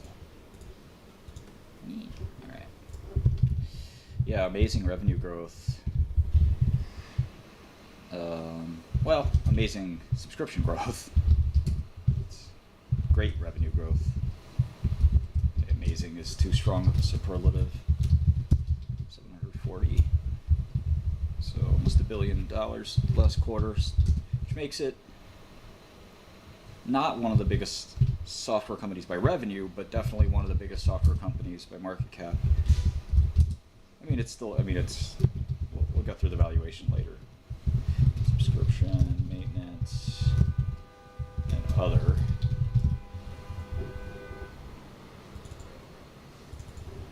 So yeah, revenue growth is looks like around 33% or so. 30.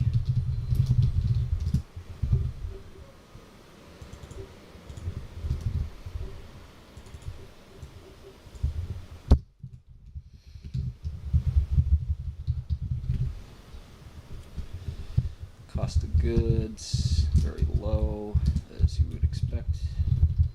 I was joking with the about Snapchat. I was like, some of y'all software companies have margins like hardware companies.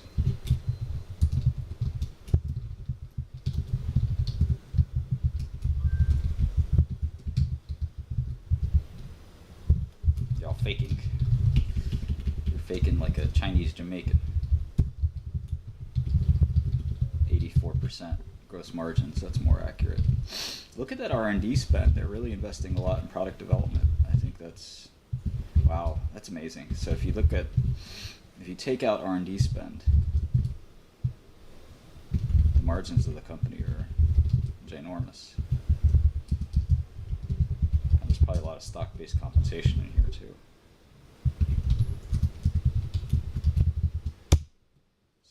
Took out R&D, I would have 273 over.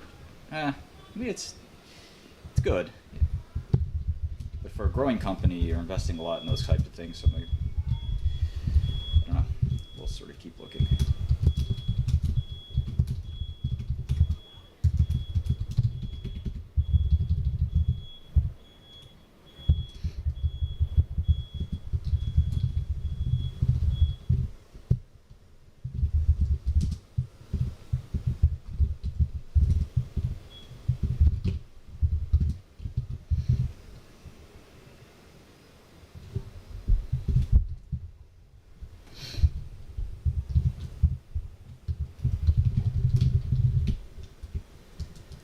Atlassian, not Adobe.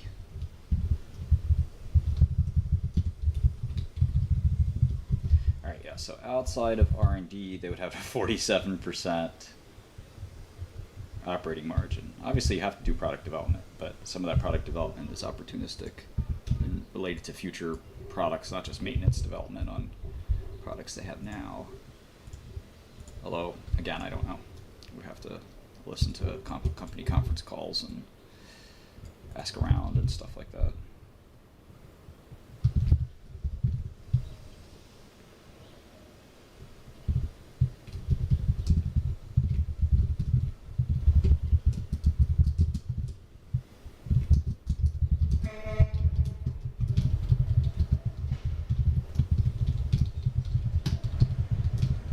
hedge fund people work at a hedge fund. Most day traders don't work at hedge funds. Most day traders, I would say, trade from home or something like that. There's certainly people at hedge funds who trade in and out every day. That's really the technical definition of a day trader, even though it's not a technical term. It's just a colloquial term. Somebody who's getting in and out of the markets very quickly. At one point or another, it was sort of disparaging, but I don't think so very anymore. Some investors do well in short time frames. Some investors do well in long time frames.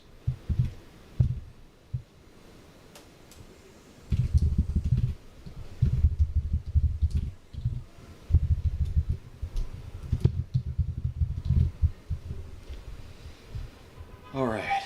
So stock-based comp, as I mentioned, is enormous here.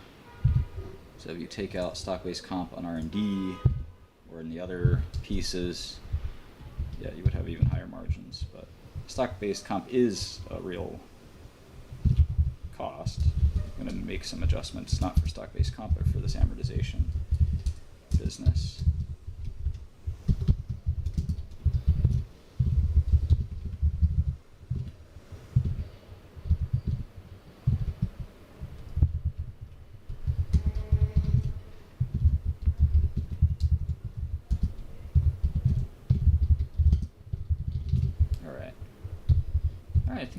Okay. Wow, look at that. Cash flow and, well, I guess it's all coming from SBC, but you can see the gulf, the huge difference between cash flow and net income. Net income looks, this last quarter was negative, but real cash flow is $353 million. Amazing. This is kind of why people hate accounting. It's rather difficult to understand, and a big reason is, according to the accounting rules, stock-based compensation is an expense that has to be expensed on the income statement, but it doesn't cost money to issue stock, right?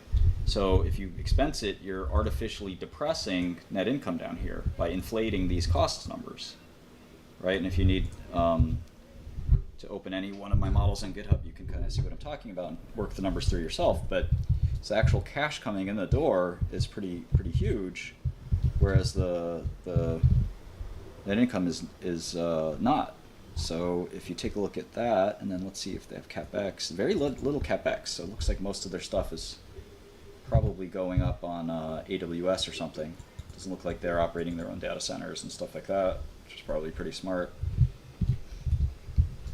Let's see how they break down their business. Cloud, $399, $453. Data center, I didn't even know they made data center apps. That's cool. And server, which again, I'm not sure what that is exactly. I probably need a good refresher on their business.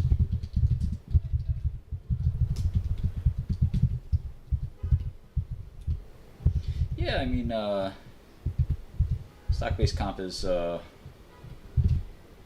of the most controversial topics in accounting.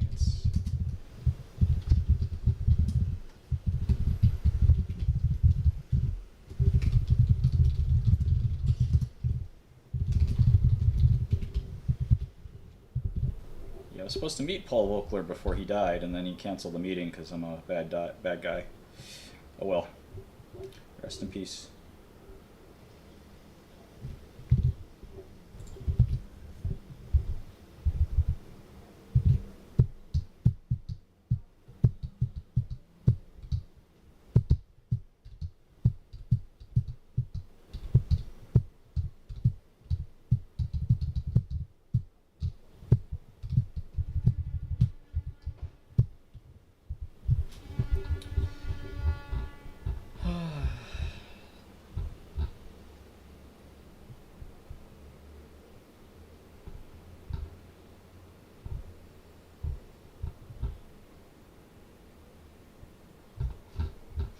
All right.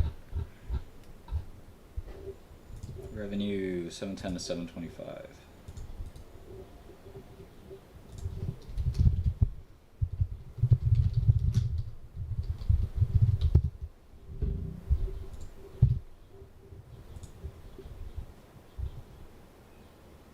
It's the fiscal fourth quarter. I gotta adjust this calendar stuff. So this was 3/31/22. This was 3/31/21. Delete all this. This was fiscal Q3 22. Fiscal Q2 22. Fiscal Q1 22. Fiscal Q4 21. Fiscal Q3 21. Fiscal Q2 21. Fiscal Q1 21. Fiscal Q4 20. Fiscal Q3 20. Cool. Fiscal Q4 22. Gotta love that fiscal quarter BS. Scott Farquhar, what a hero. Mike Cannon-Brooks, the other hero. Two guys started the company from scratch and have built it into one of the biggest, most successful companies in the world. Really amazing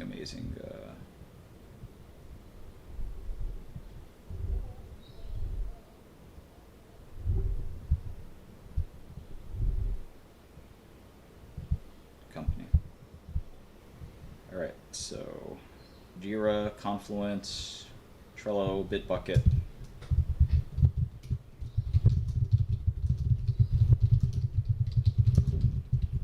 Pretty huge, legendary pieces of software there.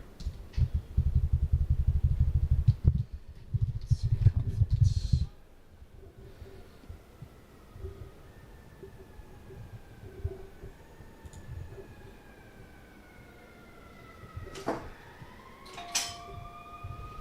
Wonder what that is.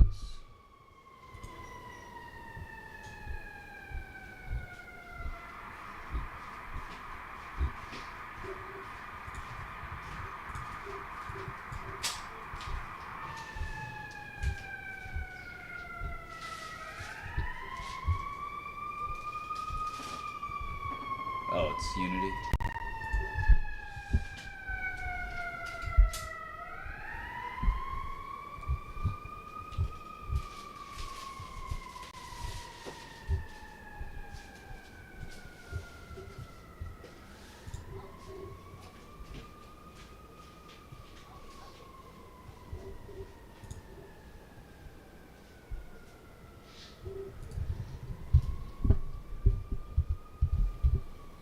Guided to 690 to 705 and they did 740. Holy moly.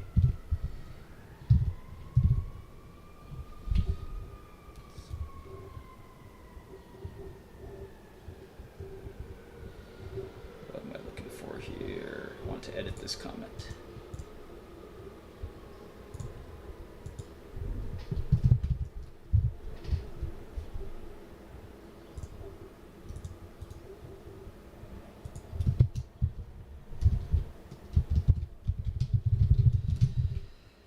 Oh, 690 to 705.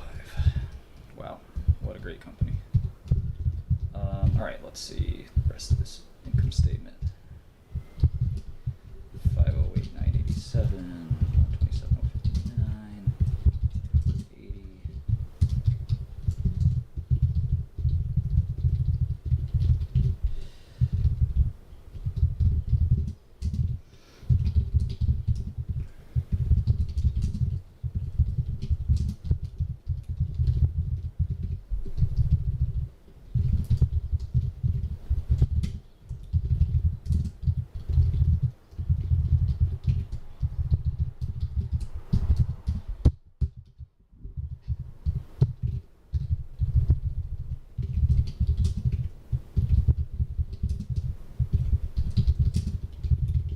All right, revenue growth was 37%, now it's 30%. Usually you can't read too much into that. You know, I used to read into that when I was just beginning my investment journey. But then, you know, there were companies like Google that came out that they would have a 37%, then 30%, then the next quarter would be 45%. And the natural inclination is to think that the law of large numbers is prevailing. As the company is getting bigger, right, the revenue has to slow down because it's harder to grow on a big number, right? But it really proves to be often misleading.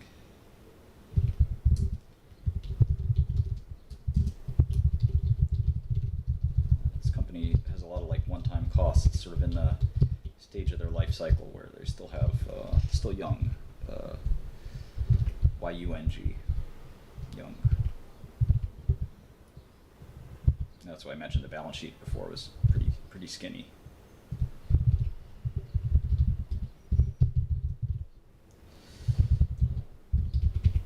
All right, so one way to look at the company, we can't quite do it yet, but we attempted to. I'll show you what I'm thinking anyway. Is to take these cash flow numbers and just say they generate about $1 billion of cash flow a year. And if you do that, you get around a 45 times earnings multiple, which is actually rather cheap for a company growing at 30%. So my instinct is to, and I'm pretty long right now, so I was gonna press the buy button, but I have a bunch of tech long. I'm starting to get too crowded in tech. I've always loved this company. Let's see how the stock has done over the years.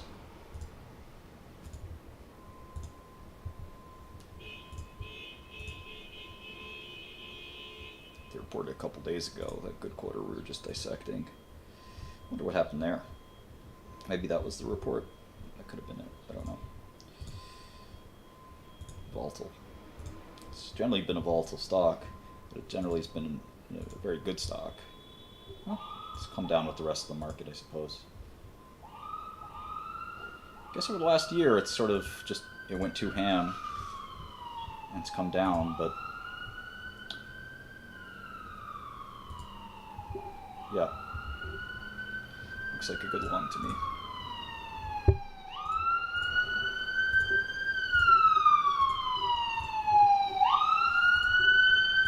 Autofilled.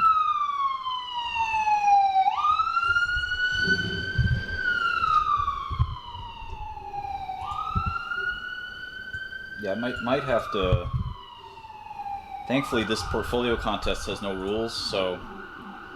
But if it did have rules, I would probably have to trim Liquidia, but it doesn't have any rules, so I don't have to trim it. There's no rules in this contest.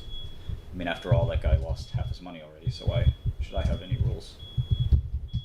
But yeah, it's a very large position relative to the account value.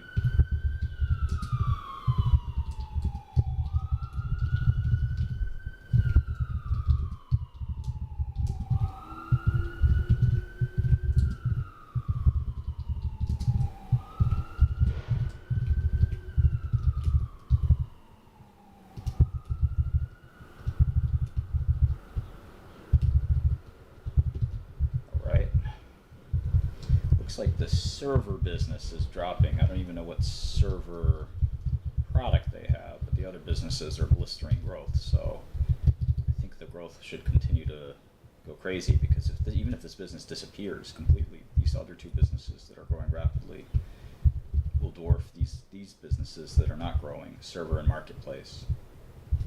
So basically, you can eliminate those businesses and they'd still have more revenue and faster growth. Let's look at what the cloud growth was. That looks like, shoot, almost double.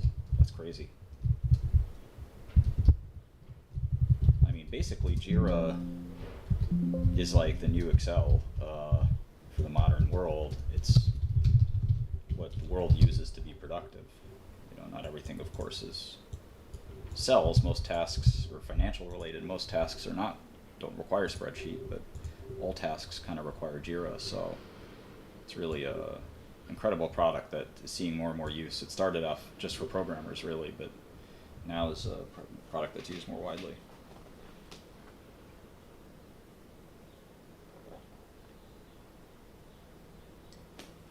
Thought Patrol is here. Get on the ground, Thoughty.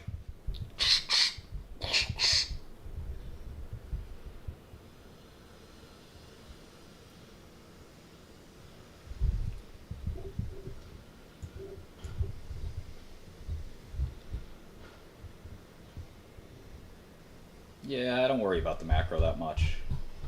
Fed hike, Fed Fed meetings. That's somebody else's job. That's why I try to keep portfolio balanced, longs and shorts and things like that. You know, if I started betting on Fed outcomes, it'd be a different thing than what I am. There's some people who want to be everything to everybody. I'm comfortable just doing what I'm good at. You know, knowing what I'm good at and sticking to it. Which is, I'm a company analyzer and just only in a few sectors. And for a long time, I wouldn't even look outside of biopharma. So I was too scared going outside my expertise. Alright. Okay, 252, 106. Let's see how revenue growth was in Q1.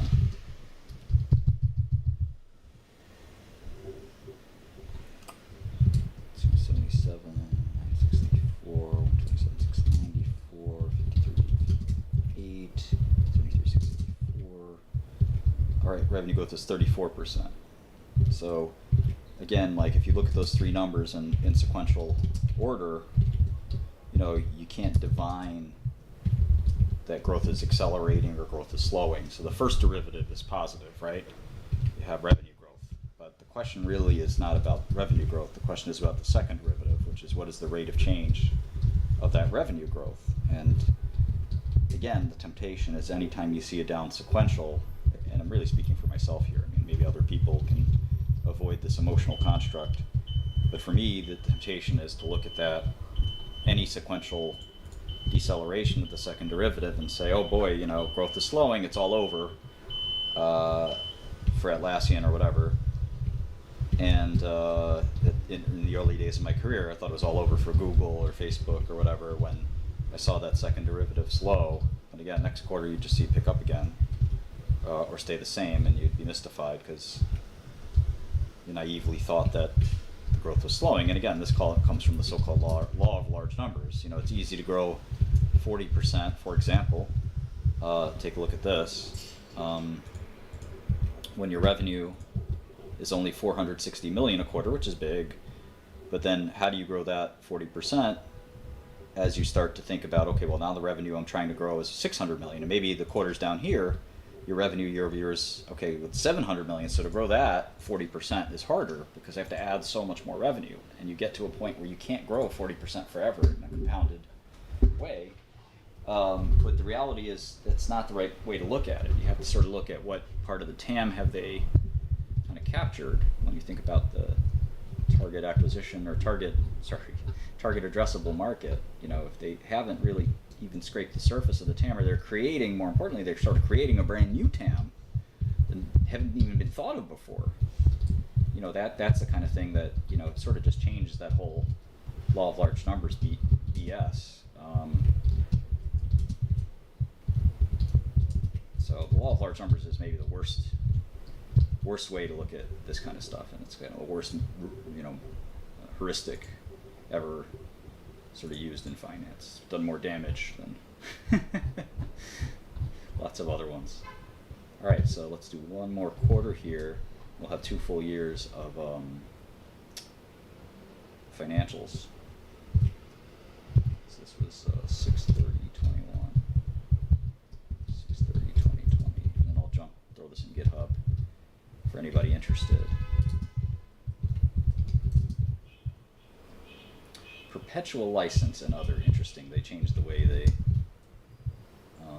report. They used to probably have perpetual licenses, and perpetual licenses model has sort of died in software. It used to be how some companies sold software, including Oracle and others. It's a very old school way of selling software. Now it's all subscription,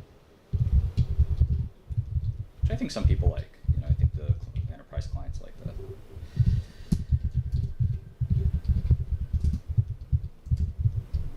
Okay. Pretty clean financials. I mean, the other line is a little fucked up, but that's pretty typical, I would say. Be curious on some of the RevRec stuff, deferred revenue.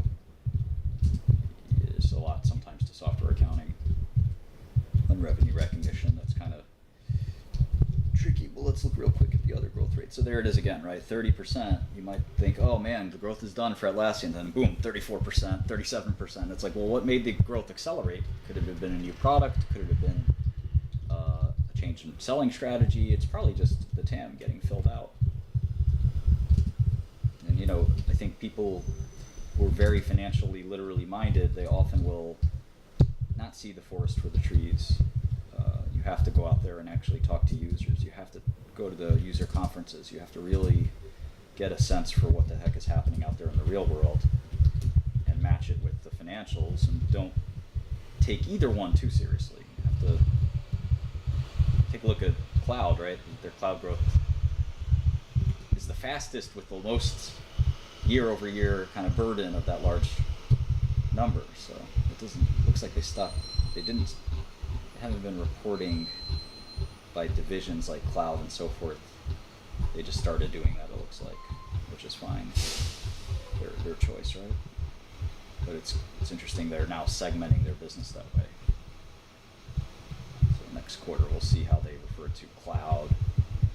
So cash flow, very important. Let's see how they did on that side. All right, 184, 367. So ignoring CapEx for a second, oops. The last 8 quarters of cash flow, they averaged 202, so that's, call it 800 annualized. But the last 4 quarters of cash flow, they averaged, well, 209 as well. So it's 209 and 195. So cash flow itself maybe hasn't grown that much, which is a little concerning. You know, again, it's okay to reinvest in your business, and if you actually cut this R&D line, say, in half, let's see. Well, that's where cash flow is. Hold on. Maybe you could bump this 100 million, maybe 200 million. So yeah, I call it $1 billion. Just thinking out loud here. Sort of 20 times revenue. A little less than 20 times revenue, but the margins are so good. Yeah, I think it'd be a pretty good long. I'm not going to come up with an exact number right now for what the stock is worth or what the company's worth. It's going to take some more time to mentally kind of think that through, but that's a start of Atlassian.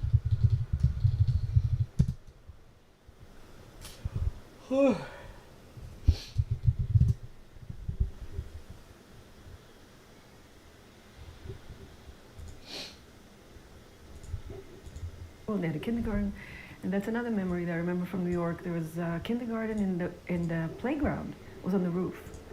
You know, like there were slides and a sandbox, I think. And I remember you would sleep in the afternoon there. There was a big room with mats on the floor. In any case, we came back to Israel when I was around 5.5 or 6, and I came to first grade to this school called Ade Gordon. It still exists in Tel Aviv. It's a famous school, right? It's sort of a proletarian school. And I came not exactly mid-year, but a few months into the beginning of the year. And I think that for the rest of my duration of school, which is 8 years, and even today, they remembered me as the girl who came from America, which shows to you how Israel was at that time, that was such a rare occurrence. And because I didn't know Hebrew for the first few weeks, I think they sort of remembered me as someone who didn't know how to speak Hebrew in the beginning. Do you remember any specific day or any specific event from the return, from the time of return? Your first day, for instance, but not necessarily. At school? Yeah, not necessarily. No, I remember actually some funny event, which is unrelated to the touring history for sure, but that my parents were renovating this apartment in Tel Aviv, which actually my parents lived through the rest of their lives, and I actually own it now. And while they were renovating, I was staying with my grandmother in Kfar Vitkin, and I was very attached to my mother. And she had to go to Tel Aviv to supervise the renovation, and she couldn't get away from me, so she locked me in the bathroom. That I remember. That, yeah. This is not representative. She was actually a very good mother. It's representative of the era, of the time. Yes. Okay, so we're back to Gordon Elementary School and then middle school, I assume, if it was... Well, in Israel, it's like 1 to 8, yeah. 1 to 8. You said it was a proletary kind of It's school? it's sort of the school was unusual for Israel at the time. I actually don't know really if it's unusual at this point. I think it is.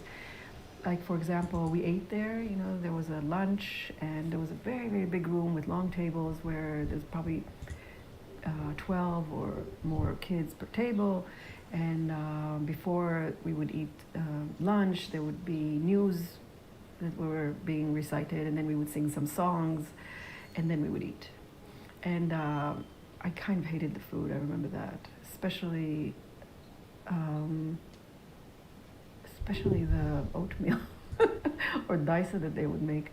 And I remember that one day they wanted me to stay and eat everything, right? Because you're supposed to kind of clean your plate, especially at that time, I think, in Israel. And my mother happened to pass by, and she told the teacher that I don't have to eat whatever. There's no need to force me to eat anything. That is, again, another very strong protective memory of my mother, that I knew that I could really do whatever I want, which was always true. And, okay.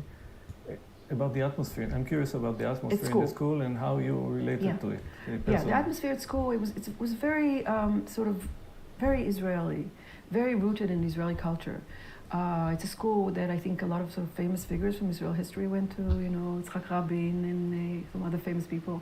And in fact, it wasn't near home, so I had to take a bus to go to school, which was an unusual thing in Israel. But my parents heard about the school. They asked before they came back, which school.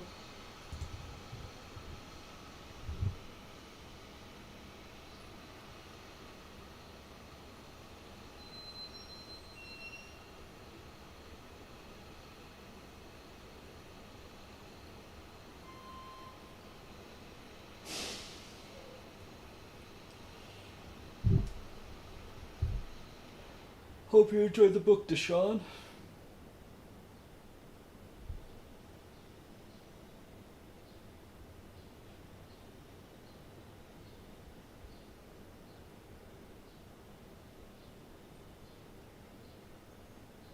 I'm tired. Check my calendar. If I don't have anything, I might take a nap just because I can't think if I'm this tired. I didn't get much sleep last night.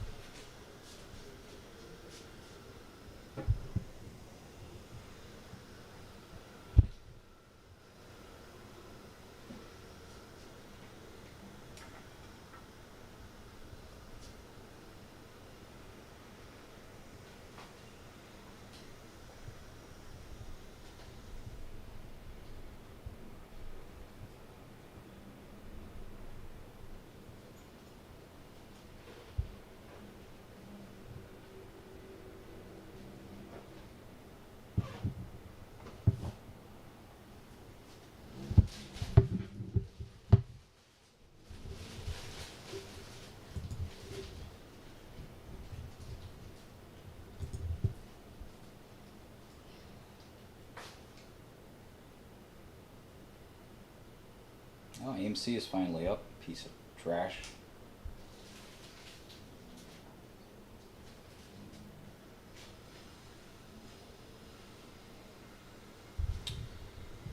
Yeah, the guy who challenged me, let's see. Showdown attendees. He's about halfway done with his stack.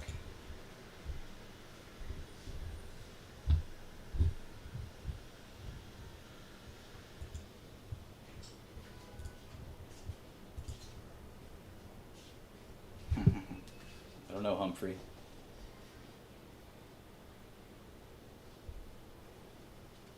Pick the most expensive restaurant in town and just order for one.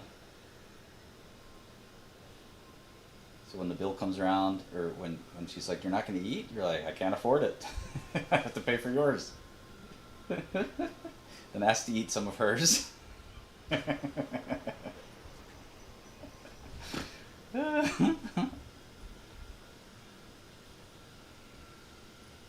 Hey Ryan, how you doing?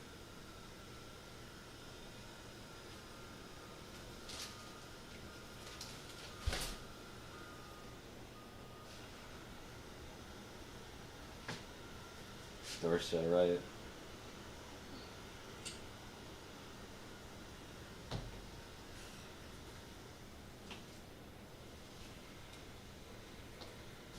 Yeah, just walk in with a nice suit, best restaurant in the city.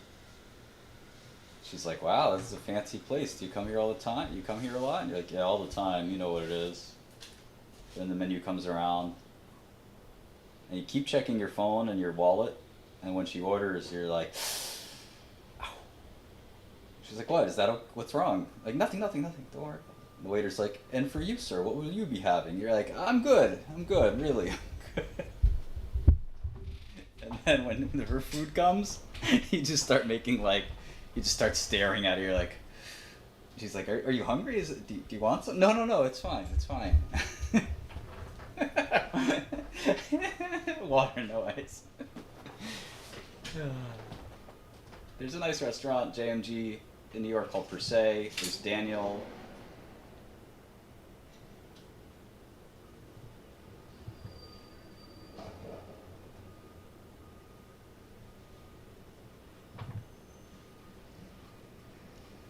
That's how you have the most suspect date. Also, keep looking at your clock and just be like, your watch, and just be like, you know, I got to get out of here by 9:30, all right? So it's time to go. I got something to do at 9:30.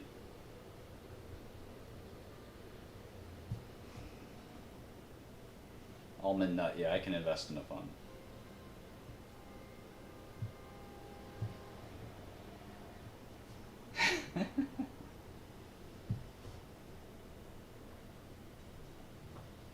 Yeah, I don't do technical analysis. I do look at stock prices. Charts are one way to look at a stock price. I don't focus on them like obsessively or something. It's just look at them for opportunities. Like I said, I don't really watch the day-to-day. When my mind feels full, I feel a little, well, burnt out's the right word, but just overloaded with things to think about. Watching prices mindlessly, aimlessly is, you know, just a way to decompress. So if I wanted to like dive into something technical right now, which I would like to finish reading this paper and things like that, you know, I just would not be able to do it just because my head's somewhere else.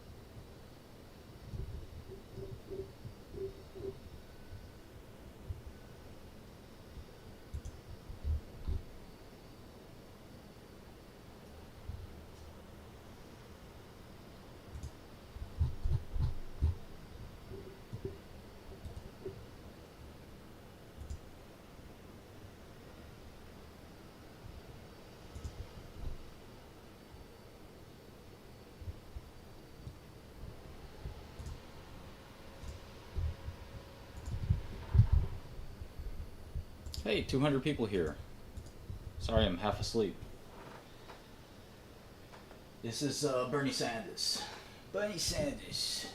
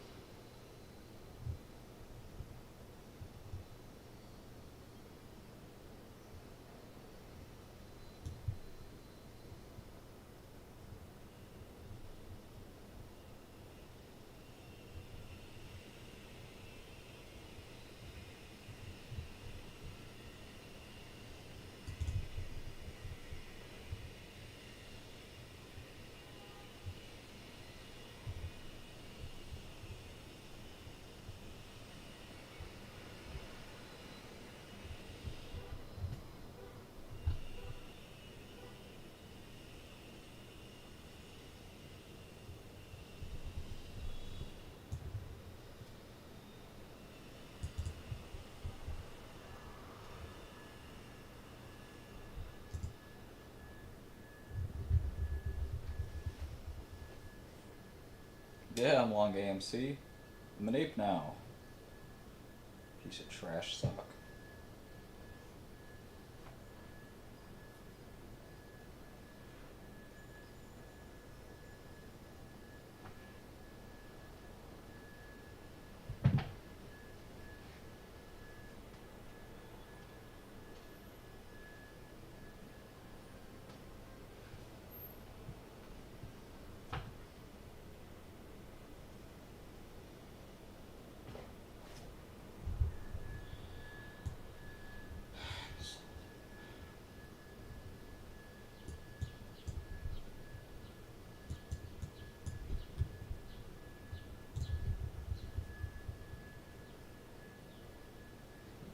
This method of this.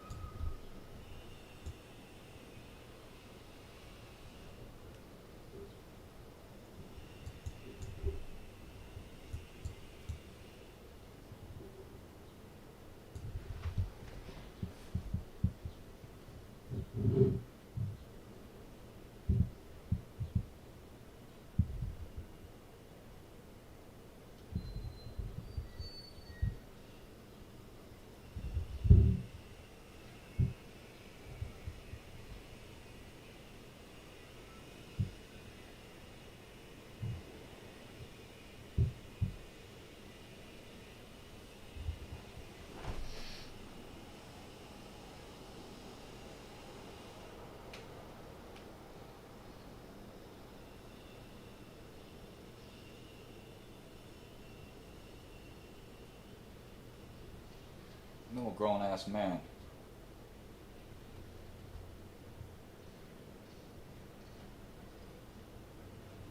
That's my dog, Sig. That's my man's in them.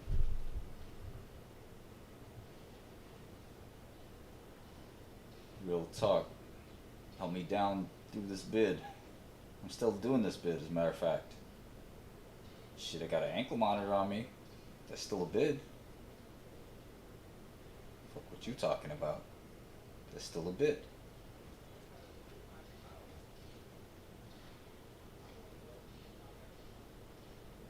Hell yeah, I'm getting rows. I got my waves up in this do-rag too.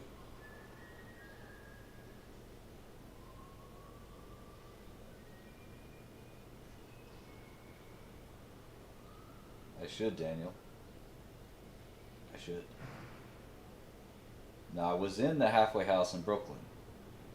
And that halfway house in the Bronx is grimy. This shit is grimy. I heard some bad stories about that Brooklyn, Bronx halfway house. The Brooklyn halfway house is kind of nice. For real, for real? For real, for real? Yeah, man, we don't want to go to the homeless shelter.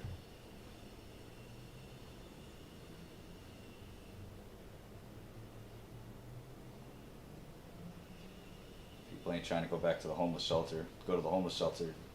People would rather hustle than do that. Dance moves? No, I don't think I...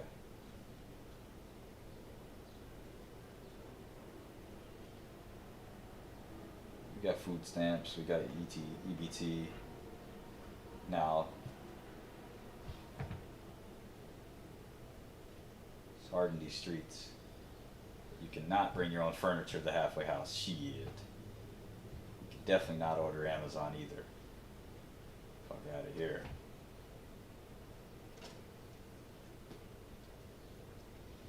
You can't order food either. You can order food on the weekends for a few days. Shit.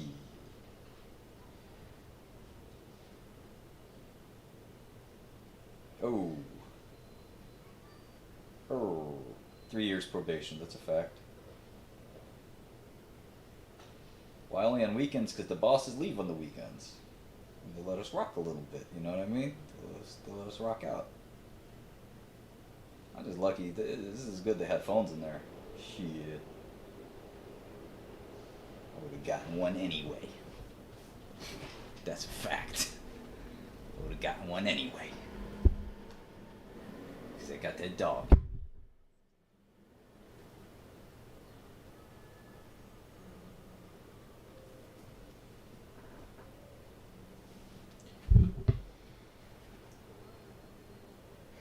Roof.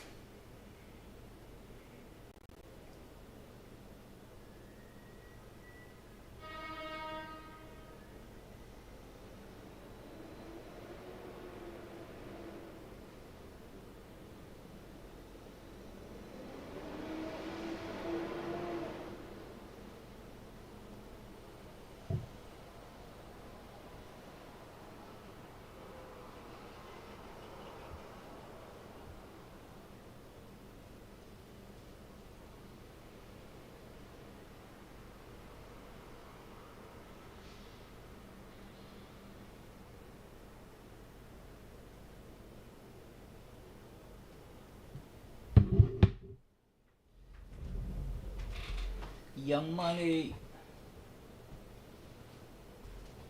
Yeah, all 6 weeks. I'm out of here. September 14th. Big party. I don't know what date the party would be, but.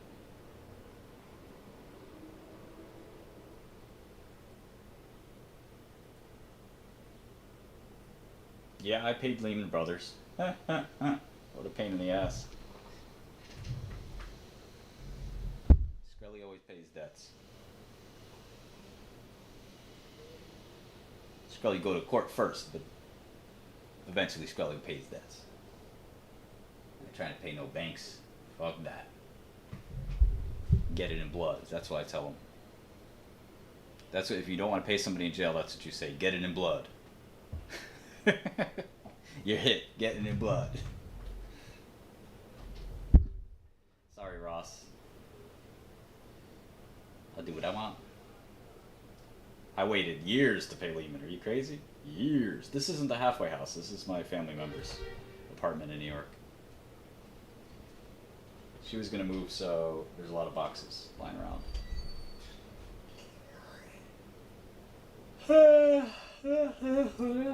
Not that I give a fuck. I don't give a fuck.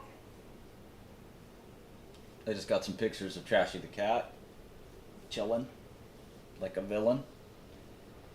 She's just looking for some love, wherever she could get it, you know, a little chin scratch, little head rub. I didn't know Lehman still had teams. I know I had Barclays. I mean,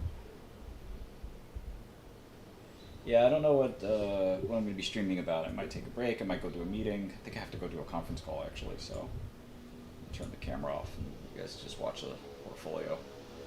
Sorry guys, I can't entertain 24/7.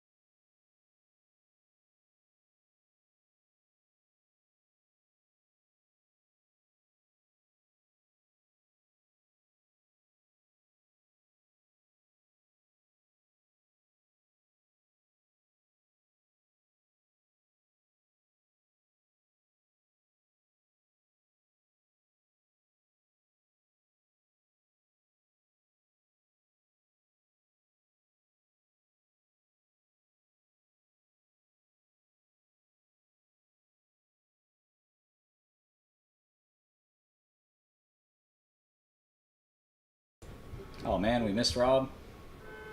I like Rob. It's the best Twitch account you could possibly follow. Unfortunately, I'm banned from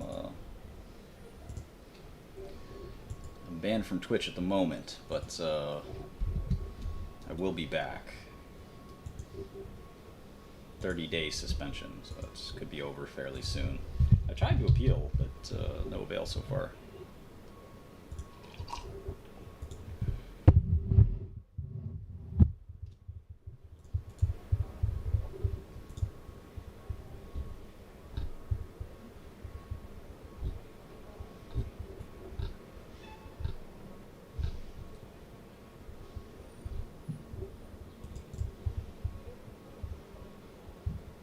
I'm 10 days into my ban, so 20 days from now I'll be back on Twitch.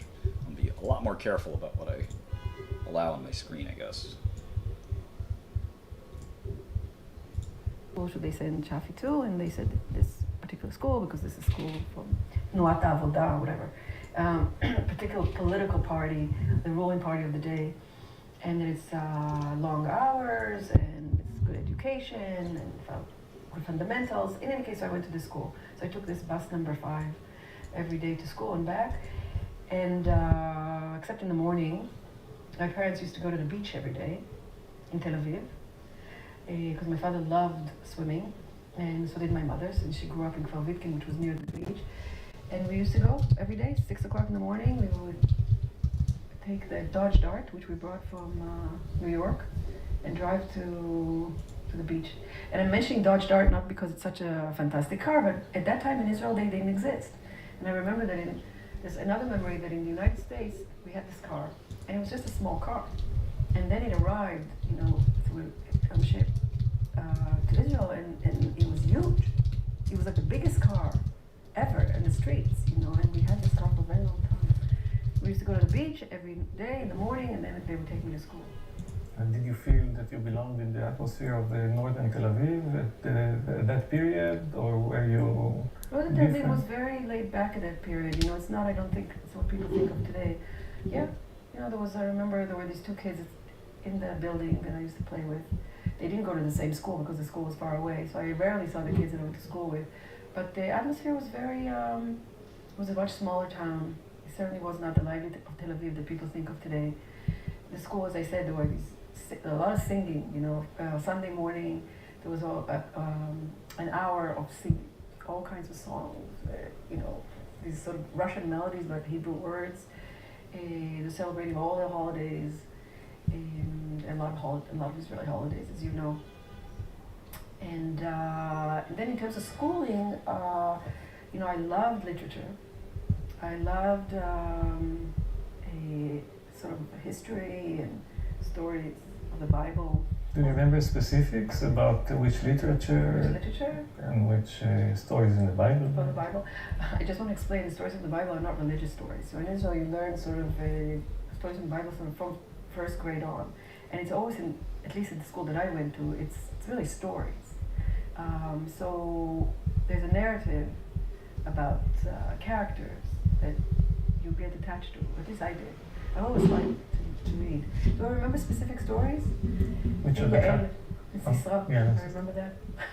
So there's a story of Yael, who was someone who helped the Israelites, and she was this conqueror or fighter, or I don't know exactly the name in English. I don't know how to call that in Hebrew.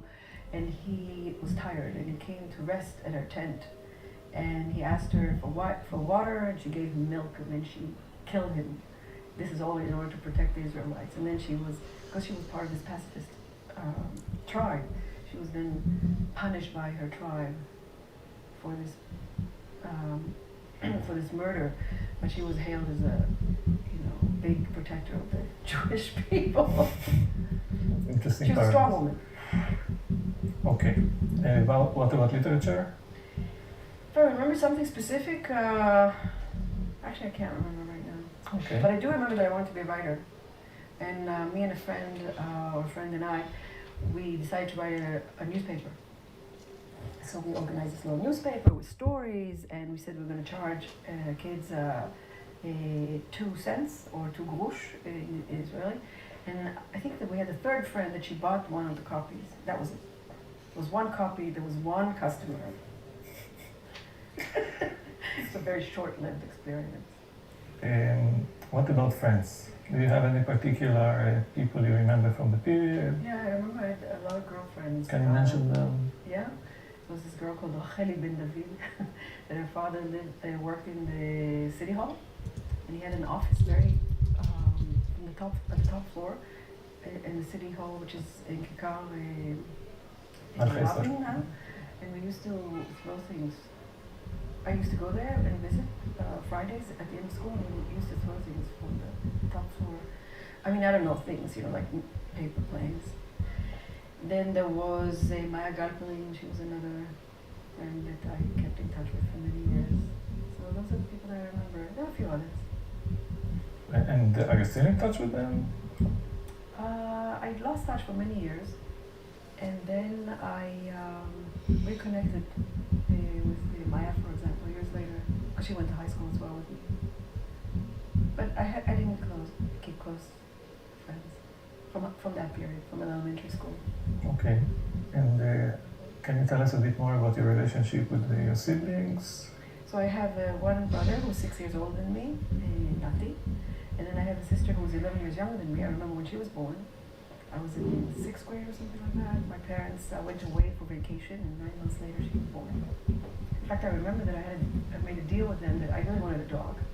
And they said that a dog I won't get. So then I said, okay, so either a dog or a sister, and we wrote this contract. And I have it actually. I found it a few years ago when I was cleaning my parents' apartment. In any case, I got a sister. I have a dog now, not then. Yeah, it was very, we were living in this apartment, which seemed to be plenty big, but in the standards today, it's quite small. And we, again, used to go to the beach, and my little sister, I felt very protective of her, and I remember taking her to daycare in the morning. And when my mother would take her, she wouldn't let my mother go away, but when I took her, I would just put her there and go to school. This is already high school. Yes. Yeah. Okay, anything else that you would like to tell us about yeah, I guess from that so. period? I mean, just one thing is that my grandparents, from my mother's side, because I told you my father had a mother and a sister who went through the war and then arrived in Israel. Some interesting story also somehow, like they brought the son of the sister sort of illegally into Israel because otherwise the grandmother wasn't willing to come. But my grandparents from the other side, from my mother's side, they lived in Krovitkin. They had an agricultural farm or unit. They had cows and chickens, and I had cousins there, and we would spend every weekend, we would go there for spending time with them, having lunch, going to the beach. Sometimes I would spend weeks there in the summer. So this connection with this farming place, or moshav, is very strong in my mind. That is really childhood. Mm-hmm. That so and the beach. There's a bit of contrast between the urban Tel Aviv, that is bourgeois, and the working, agriculturally working. Right, although I don't think really my upbringing in Tel Aviv could be described as bourgeois. Even though, because of the school that I went to, and because of my mother coming from this moshav, she really was not, she was not a bourgeois type. She didn't take care of herself so much. The house was, very casual, shall I say. It wasn't a very formal atmosphere, and it wasn't a very fancy atmosphere. So it's hard to... But you didn't feel like an outsider in Tel Aviv, for instance? No. Okay. Okay, so let's move on. Okay. High school? High school, right. So then high school, it was already a different story. I went to a high school that was next door, Stichon Daled, and so I didn't have to take the bus anymore. And all my friends from elementary school, they went to different high schools, Hay, because they were from the neighborhood near the elementary school. So it was just me and another girl, Maya, and maybe one other, that went to this new school. And those years I remember quite vividly. The orientation changed a bit for me, from sort of being interested in sort of more humanity subjects to more the mathematical subjects. Mathematics, science. I remember I loved physics. didn't really like life sciences, but physics and math I liked quite a bit. And I had a great teacher, Miss Uli, from 11th and 12th grade. And somehow I did well. I think that was part of what I wanted to do it. And I had another teacher for physics. His name was Zelikovic, and physics in my mind was just fantastic. You know, things made sense. You could derive things. I think early on, that's what I wanted to study. What about mathematics? In mathematics, you know, again, I was good at it. But mathematics itself, you know, at that time was not described as mathematics with sort of motivation. It was more the method, you know, taking derivatives, integrals, and I was, you know, in trigonometry and all that, and I could perform it well, but it didn't have the stories associated with them that physics did. So it was more about technique, less about technique rather than about motivation. And did you already then have a sense that you missed the concepts and?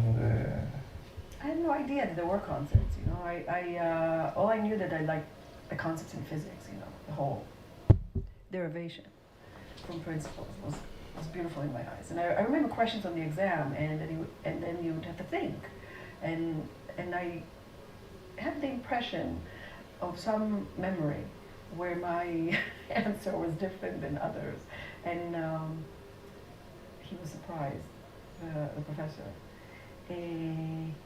But I cannot, for the life of me, remember what the question was or what the derivation was. So it sort of sounds like this professor was he had an encouraging influence on you. Yes, both of them. Yes. These are two different people. Yes, Uli was a math professor and Uli was a physics professor. Okay, and how significant do you think it is? To have a good professor? To have someone who influences you that early? Yes. Extremely significant. I think if you're very lucky, there's someone early on, and that could be high school, could be maybe college, but better in high school, that awakens something in you, that somehow spark an interest, so that maybe later you're not going to do exactly that, but you know there's something about studying and about pursuing knowledge that is exciting. I think it's fundamental, and I don't think that it has to be more than one. I had other good teachers there. Literature, I remember a teacher, a history teacher. I remember learning Shakespeare in English class. Something about there was some spark there in the science classes and in the math classes that I recall. So by then your self-image was sort of that you were set towards studying scientifically oriented subjects? As I said to you, I love to write, and I think that my inner image was that I was going to be a writer. But I guess you're right. By the time we got to the 11th and 12th grade, my parents, especially my father, was very kind of insistent that I should follow the realistic, this is what we call it in Hebrew, realistic studies, or mathematics and physics studies. Because as people of his generation, and maybe people of the current generation as well, there was a real emphasis on pragmatism and the exact sciences, and then everything else is a bit less, it's fun. It might be enjoyable, but it's not as real as what one must do in life. And what do you think about this Israeli tendency? What do I think about this Israeli tendency? Good question, right? On one hand, you can't argue with success. I mean, Israel's doing very well. This whole idea of a startup nation, it's not a phrase, it's the truth. You see the talent that's coming out of here, you see the ideas that come out of here, the technology, how we are able to compete with the rest of the world. And I think part of it is this drive to go into science, go into technology, excel at it. So I can't argue with success. On the other hand, there's a lot of art that has developed here over the years. Art and writings. When I was little, that was not as developed. You know, even the whole culinary style that exists in Tel Aviv. The whole idea of having a good life meaning it's composed of art, music, film, and food, and that was not part of how I grew up, in a sense of importance. But it is part of Israel today. So what do I think about it? I think that it would be better if there was importance, stated importance on humanities, philosophy and art and literature. It exists, but I think that in the scheme of things, people seem to have more respect for studying exact sciences. Certainly in high school is the case. So when my kids were studying in high school here, it was very clear that the kids who were studying math and science are more better thought of. I think that may change later, but it certainly was a feeling I got watching my kids and their friends. You seem to have suggested that it's been changing a bit in Israel. No, I'm saying that there's also a whole other subculture that pays attention to film and all these other fields, which I've mentioned. But it belongs in pockets. I don't think it's infiltrated in everywhere. So it's still like I was when I was growing up. Perhaps not completely. I really can't speak in such authority about Israel because I spent, I left Israel when I was 17 and a half, and then I spent most of my life, or at least half of my life, in the States. So I would hate to come across as a figure that speaks with authority about what Israel is like today. Yes, but you do have perspective, I do have and perspective. from the distance it's actually beneficial. Inside and outside, it's kind of coming and going. Yes. I've done a lot of coming and going. Yes. Yeah. We'll talk about that later. Up until now, you were talking about, for the most part, about your personal experiences and chain of events, and I'd be interested to hear now about your view on the global experience of Israel at the time. Sure. Yeah, I do have a tendency to talk about the personal stuff, but it's what I know best. But let me tell you a little bit about my memories about Israel. So first of all, I lived here through about a few wars, right? There was, I remember the 6 Days War. I think I was in 6th grade. No, 4th grade. Yes. Yes, 4th grade. I remember that. And I remember we went down to the bunker, to the Miklat. And I remember the sirens. And I remember right after the war, my family and I, we drove to Jerusalem. And I remember still seeing the Wailing Wall before they kind of opened up the big,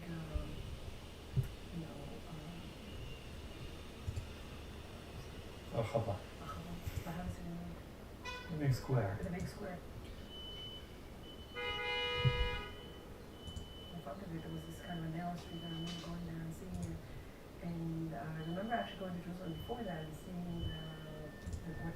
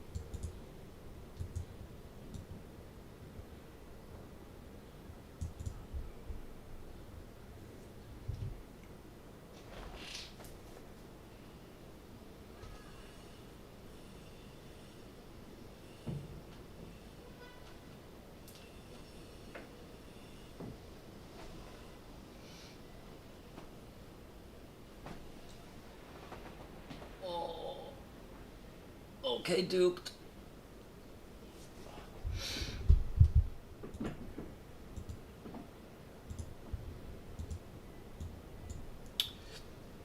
URL.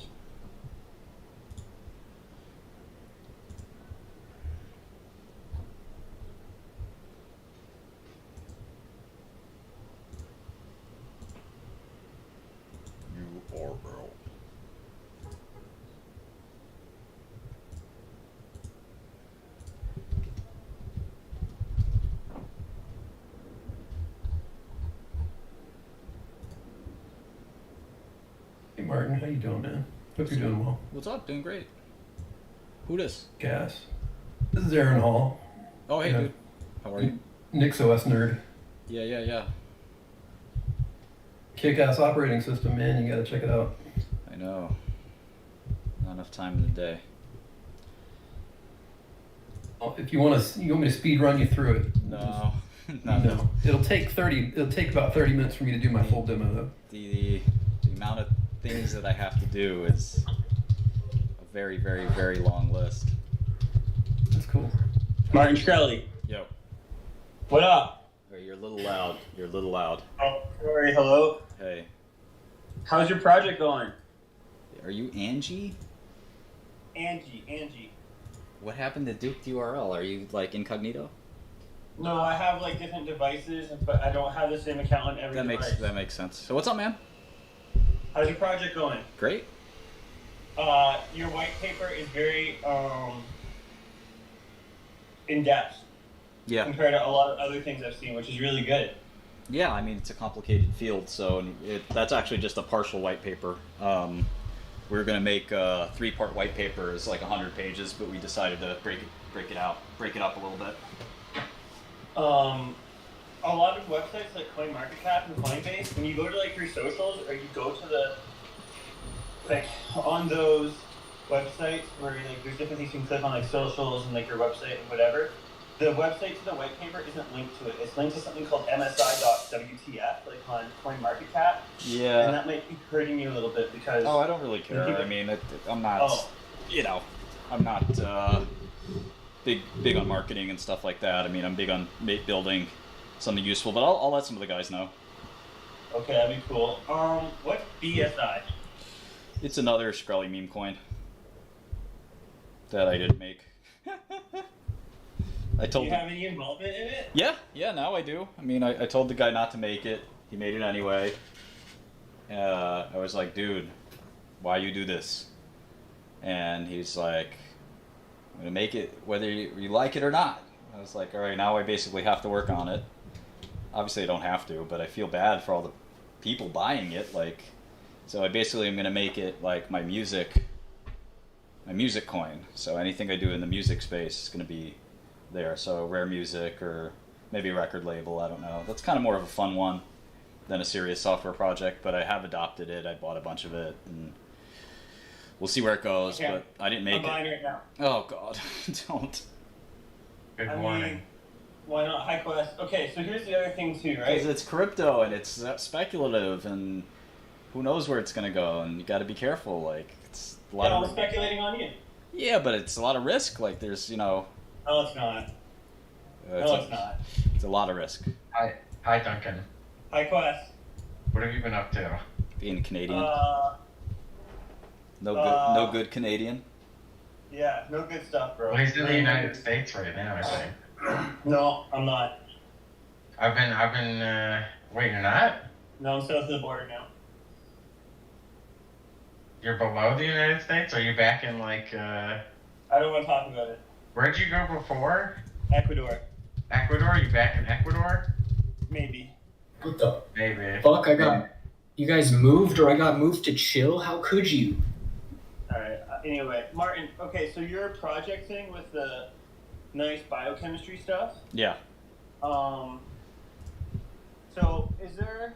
How do I explain this? I'm not a biochemist, so... I don't know how to explain this properly. Maybe you can explain it to me. Is there, like... how does someone find out if that's medicine? Like, it's kind of like a sandbox tool. But, like, what makes it so it's a medicine? It's a good question, and I would also just mention that you could make a pesticide with this thing. You can make a drug for animal products. You can make a drug for just to be used in China or Japan. You can make, so there's a lot to this that's more than just making a medicine for the U.S. So it's any chemical, really, to be simulated. But anyway, the point is, once you do a simulation, just like GM might do a simulation of their car with Autodesk, they then have to actually build the car, right? So the simulation is a useful tool, but it's just a tool. I mean, it's the same way, you might sketch something out in Figma or Canva or Photoshop, and then you might build it in real life or something like that, So there's definitely,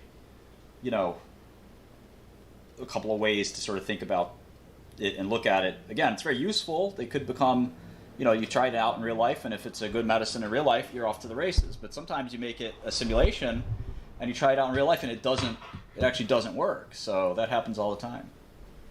So basically, it's just a visual tool to help express the mind. It's not exactly a visual tool though, because it's a simulation tool, because the physics. If it were only visual, it wouldn't be too useful. So the tool calculates the energy complex, and so it can tell. You know how if magnets repel each other. Their poles. I know that. Well, that's the way it sort of works in chemistry with this kind of stuff. Except the calculation is very complex and difficult, and so if you calculate it, let me actually you can sort of stream my YouTube. I'm showing my YouTube right now, real quick. I clicked the play button. So what's the next step in all this? Then? Well, let me just maybe it's too much detail for you, but I think some people are curious. Yeah. So this is a protein called ACE, ACE, angiotensin converting enzyme, and ACE will basically create something called angiotensin, which will increase your blood pressure. It's a vasoconstrictor. So this drug in the middle is called lisinopril. Millions of people take this medicine as a pill. You get old enough, you'll take it too, and it lowers your blood pressure. And so by stopping this enzyme from doing its job, this drug in the middle kind of acts like a lock in the key, or like a piece of gum in a lock. Like, it makes it so electrostatically this enzyme is not able to do its job. And so the calculation of what molecule exactly fits in perfectly is complicated. And when you zoom in, you can see the electrostatic interactions. These dotted lines are forcing this enzyme to stop working. And so basically, this is a great drug. Could you make a slightly better lisinopril? Probably. I'm looking at this right here. This group could be changed, and it'd probably be even stronger. And you would get a new patent, and you could make a new medicine potentially. Or it might not work. In my theory, it could be wrong. So, or you could buy the patent, and then you could raise the price of it. Well, that's something I would never do. But the point is, this could be a malaria enzyme that you're trying to inhibit to stop and cure malaria. This could be an Alzheimer's protein where you could, there's not been a good drug for Alzheimer's ever, and most people think that's the biggest gold mine, the biggest trophy that you could have in pharma right now is a new Alzheimer's drug. Or it could be a pesticide for a terrible bug that is killing off, coffee crops. It could be a drug for a certain rare animal disease, perhaps for your dog. It could be a plastic or some other polymer as well. So this tool can be used to simulate lots of different chemical environments. Medicine's only one of those environments. It's up to the user. Yeah. Do you know what terpenes are? Sorry? Terpenes? Is something to do with a turkey, perhaps? No, terpenes. Terpines. Terpenes. No, I don't know. What is that? What is that? Okay, it's like, well, I don't know if I can talk about it right now. Put me on. But I know what terpenes are. And I'm just trying to figure. Well, Quest, you explain it to him. Then terpenes. Oh, the chemical series. TERPENE. Yeah. Yes. Yeah. Cannabis related. Yep. Yeah. Can I use it for that? Yeah. No, it's absolutely. Theoretically, you could. In fact, we got somebody, an academic focused on psychedelics, reached out to us. So. Okay. Who's that? Can you message me? It's not that important, but the point is, in fact, I can show you right now. Okay, do that. I want to see, please. Sure. So 5-HT2A is, here's a hallucinogen, 6-WGT. So I'm going to put 6-WGT. So I Googled the protein, right? And I'm looking for something called a PDB file. The PDB is a protein data bank. So in this PDB file, you have the three-dimensional structure of the human enzyme and the and the drug, often in so-called complex. If it's in complex, I don't know what I'm doing here. Something weird going on with my system. I haven't even seen this before. Anyway, so this is theoretically the drug that, you know, gets the user in a different state of mind. And let's put this into our software, 6WGT.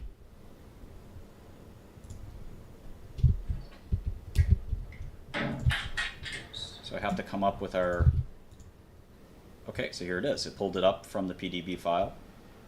And we actually have, should have imported the molecule. There it is. And so this molecule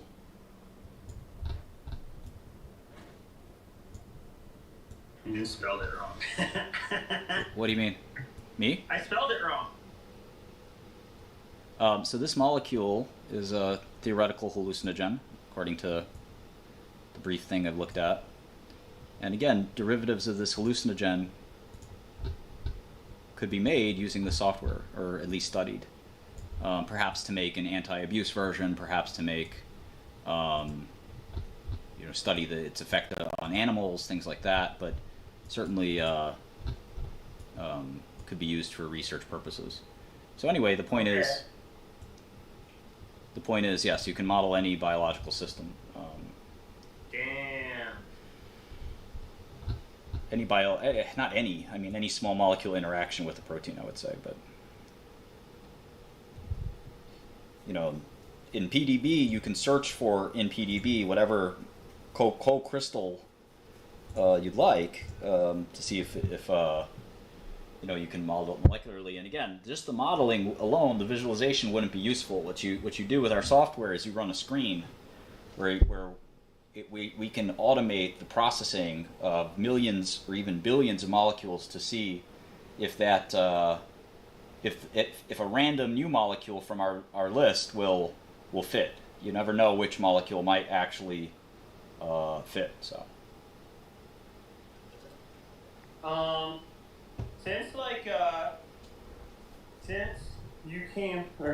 Since you're in prison and stuff, do you know that I don't know how it works exactly, but the definition of bipolar 1 and bipolar 2 has been increased to bipolar 3 and bipolar 4? Yeah, I don't pay too much attention to that stuff, but yeah, I understand. So I've been messing around with some cannabis products and reading and learning about terpenes, and I'm trying to figure out if there's a whole thing about it, and that's why I'm interested in this right now. Well, good luck with your research and stuff. I think it's Did you are you using a standard force field that's a shared one, or did you develop something new for doing your calculations and stuff? Yeah, we're using Autodoc, so we're gonna make it so that we're definitely gonna make it so that you can provide your own or use a bunch of different ones. Mm-hmm. So the main the value proposition is the distributed computing and making it more affordable. Yeah, people to run their calculations and hopefully a better interface too. Mm-hmm. I actually interviewed at Chemical Computing Group last week. Mo? I went to the office, and I saw it was so cool, such a cool application, and it's cool. They have their own programming language and all these plugins to different systems. Really cool company. I like Mo. I really hope they hire me. Mo has a lot of issues. I like it, but it's definitely has some issues. Expensive, or? It's not just expensive. Their licensing model is really weird. Again, it's probably a good conversation offline. I don't want to disparage. It's good software. Okay. I've used it many times. So. Yeah, it looks fun to use, and the graphics look really good. That's the main thing. Is it's got a beautiful UI, but it's certainly not web based, as you know. And then it has some other. I heard they were talking about starting to deploy it on web, and the challenges that come with that. Obviously, if you're trying to get dynamic results, you need to wait for a response from their computer. So how do you handle that? Yeah. all kinds of things. But I think they're going to try to move that way, from what I heard, from what I understood. I think that they're going to have to change their business model then, because, as of now, it's quite expensive. So anyway, lots of potential for them, but also a lot of risk. Good product though. Nothing. I'm not talking shit about them or anything. It's a really good. The people, really smart people there, man. I interviewed with these people, and they're like really, they're real nerds, so to speak. Yeah. It was nice. It was refreshing to finally see some people like that. Yeah. Hey, question on that, Martin. I know you didn't want to go into too much detail, but can you kind of say something directional about the licensing model that maybe is different or could be improved? About our competitor? Yeah. That's correct. You want me to talk about another software company's business? Sure. I mean, do that regularly here, right? I mean, yeah. It could be free. That could be a good start. Yeah, open source all the way. Let's go. I mean, it doesn't even have to be open source. Just free is fine. I love freeware. Yo, I got I a think question. Schrodinger has a better approach to licensing, and how they get a commission if certain drugs reaches the market, they get a percentage. Yeah, it's that kind of arrangement. Pretty nuts if you think about it. All software is free when you're a pirate like me. I got a question about. Each thing is a free lunch. You're paying for it one way or another. No, I'm not. Don't trust those binaries. There is such thing as a free lunch. You, sir, have clearly never been dumpster diving. You're taking legal risk. How about that? You're also taking risks that you're going to get hacked. Dumpster diving, you're taking the risk that you jumping in the dumpsters and think you're a jerk. I don't know. I think dumpster diving is pretty epic. I don't think you have any real rebuttal to dumpster diving. No, there's reputation risk there for sure. Plus, Reputation? also risk getting shit all over you. What do you mean? I think highly of people who dumpster dive. I'm gonna think more of you as a person if I know you go dumpster I diving. believe you do. So with pharmaceuticals, like you know how like antipsychotics, for example, they'll have fluorine atoms on them. I guess like why? What does like adding a halogen do to a molecule? Like why do they decide to add a halogen versus like something else? Is it like, does it make the medication more effective? No, it's so halogen is isosteer for hydrogen. So in essence, it'll slow down the metabolism of hydrogen. So instead of a CH3 moiety, you could have a CH2F, and that hydrogen is easily hydrolyzed, whereas the fluorine is not. So it'll extend its half-life usually a little bit. What? Okay. Whoa. 'Cause it kind of seems like chemists are just like throwing like random shit at like pharmaceuticals, but that makes sense. That's what we do until we get the perfect drug. Mm-hmm. But there's like reasons, right? Like of course, but there's two or three pieces. You have to optimize a lot of different things all at once. So you have to optimize affinity, right? But you also have to optimize ADMET, so absorption, distribution, excretion, metabolism, and also toxicology. Mm-hmm. So if you have a problematic, say you have on a scale of 1 to 10, you have a binder that's a 10, but it has a side effect liability. You don't want that binder, obviously, right? Then you have one that's maybe an 8, but it's got really weird metabolism or very short half-life. Then you have one that's a 7, but it's got all the rest perfect 10s. I would go with the 7. And they call it like promiscuity, right? If a certain molecule binds to too many sites, it's not good. It's like too many different proteins. Or too short of a half-life, too small a bioavailability. You know, there's so many different pieces that you can look at. So, and you can't necessarily predict. Some of it's rational, some of it isn't. I mean, sometimes you say, well, we swap this methyl for an ethyl, and it fit in the pocket better, so it's a better binder. And sometimes you swap it for, I don't know, any other kind of like substituted heterocycle, and then you all of a sudden get this really weird property you didn't expect, and you just shrug your shoulders and keep moving, keep it moving. Yeah. So the reality of the structures, for example, in PDB or whatever, it's crystal structures, and proteins aren't in nature crystals. They're moving and they're opening, closing, constantly dynamic. So you can't really even rely on crystal structures. Yeah, and that's why 100% to understand. We also have the molecular dynamics suite, which we haven't shown yet. So there's definitely a mix. Oh, cool. Yeah. You see the wiggling and stuff. Absolutely. That's fun. Yeah. So it's going to be a fun project and a fun company. I mean, I think I'm just happy that the investor community is kind of overwhelmed us with interest. So I'm really proud of that.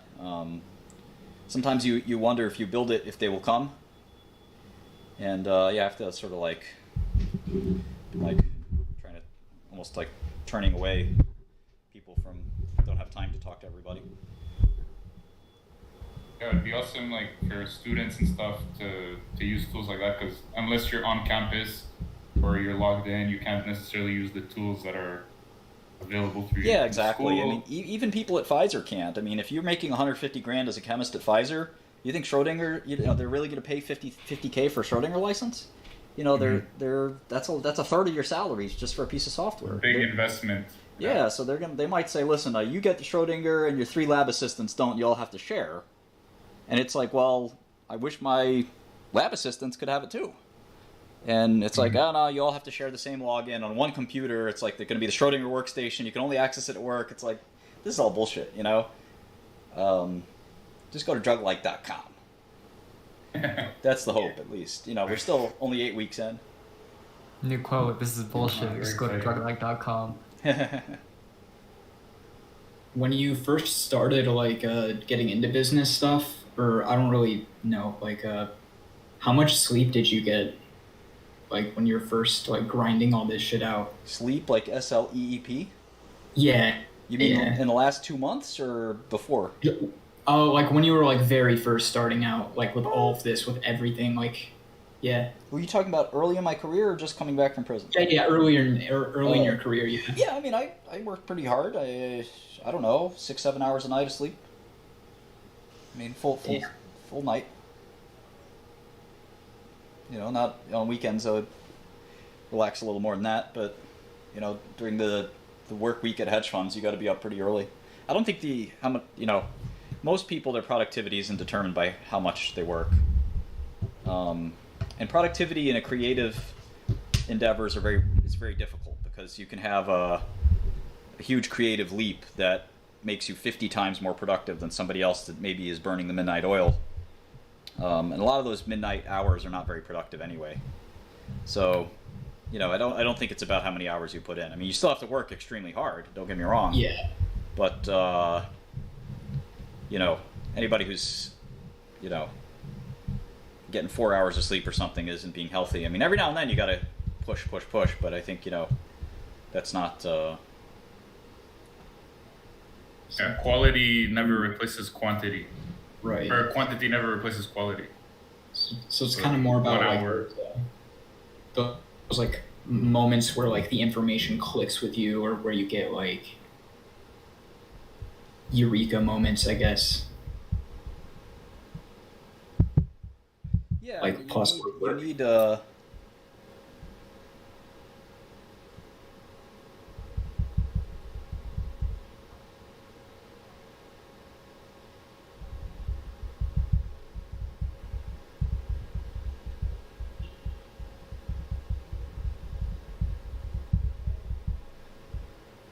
Let me record something real quick. I just want to tell this person who may be skeptical.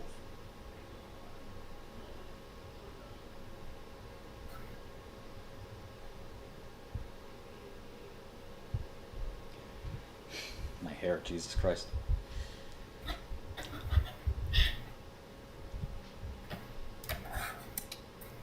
Hi, Fana. It's Martin Shkreli. Thanks for reaching out. So, the price increase for Daraprim, I think a lot of people don't understand it. As you may yourself know, there are medicines that cost $100,000 or more For instance, new cancer drugs cost several $100,000 in some cases. Daraprim at its peak cost about $50,000, but keep in mind Daraprim is for extremely rare disease. It's also not the only drug for it. I know people sort of say life-saving drug, the only drug, but there's a generic drug called Bactrim that works just as well as Daraprim, and it's only 10 cents. So I think it was the media sort of blowing it out of proportion. The other thing that's important to know is Daraprim sales were so low that the company that had it before us was threatening to stop making it because it didn't make any money. So we needed to raise the price to keep it in business. We also put all that money into new research. So we made a new version of Daraprim using somewhat similar to the software that we're using now, that I'm making now. We made a better version of Daraprim. So in any event, I also never got a salary from that company. So Twitter has a limit as to how much video you can tape.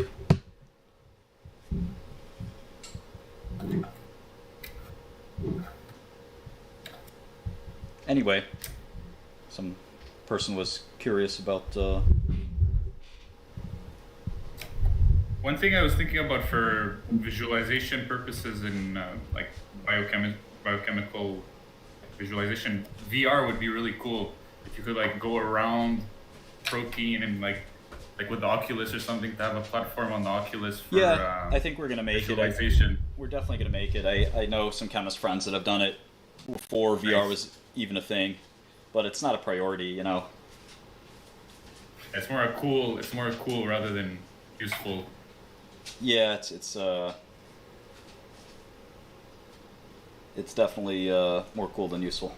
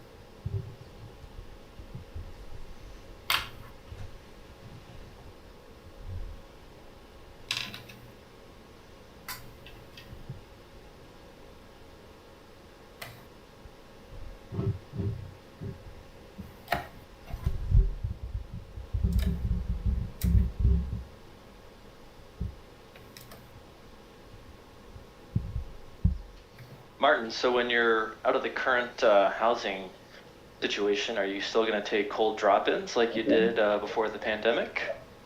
Cold drop-ins, meaning what? I remember you having people like cold call you from like Twitter and like have like people drop in your apartment. If they're babe enough, then yeah. Let's go. Not you. Not you, my For dude. sure. Clearly not me. Yeah, clearly. No, just, you know, asking for a bae. Yeah. Some of the best Twitter content I've seen in the last 5-ish years or whatever. I'm not a hoe. Shit, maybe that was 2017. I don't know. Fuck me. Yeah, I don't know.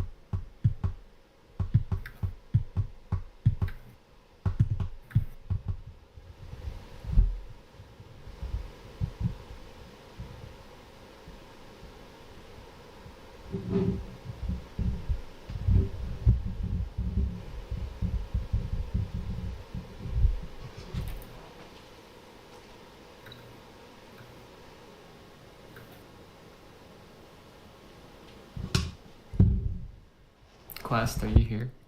Yeah. Hello.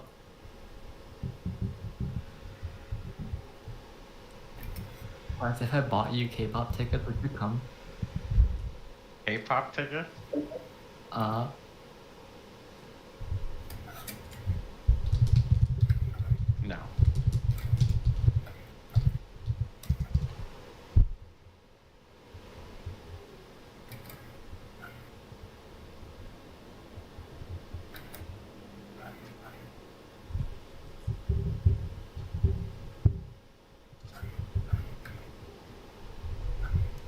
Should I play Rocket League?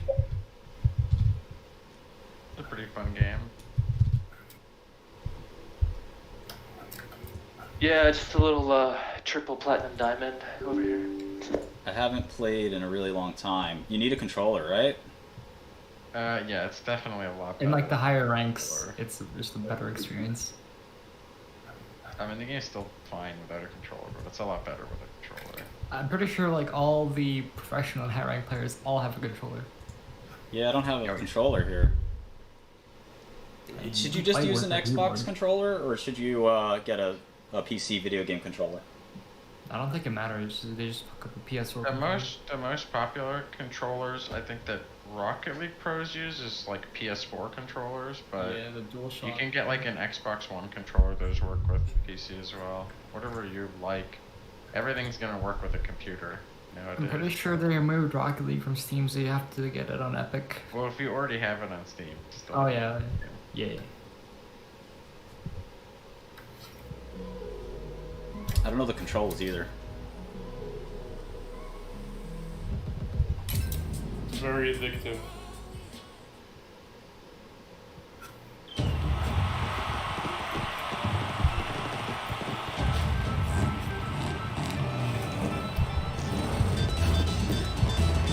Right, playing literally right now. Splash screen. Okay. What do I play?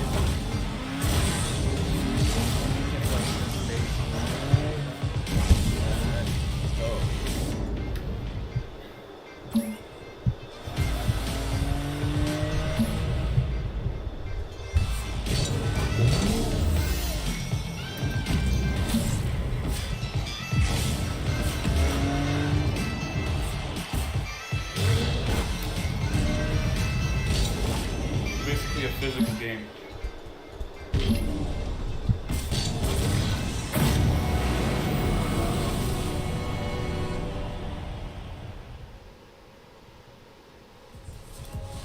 Sign in. Sign in. Get the fuck out of here. Rip. Yeah, Epic Games bought Rocket League. What? So, yeah.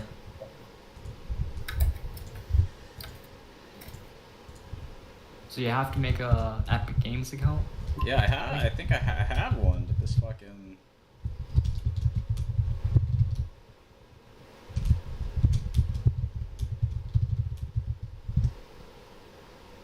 Sorry, the credentials are invalid. Man, I ain't got time for all this.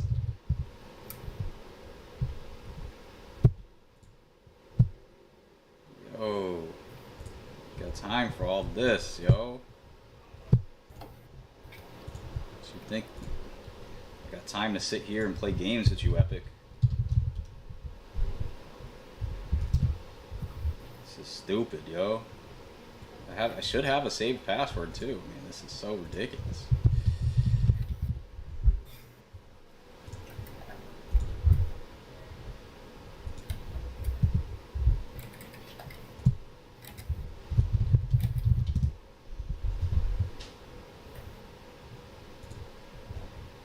I mean, I'm literally in the Epic Games. You know, should I just launch it from Epic Games Launcher? I mean, it's free. Do I have to install it over again? Oh yeah, I think so. You have to install the Epic Games launcher as well. It's like I have the that Steam because I client. play Fortnite all day. Oh. I love Fortnite. I like Fortnite. Martin Shkreli coming to it as a playable character. What?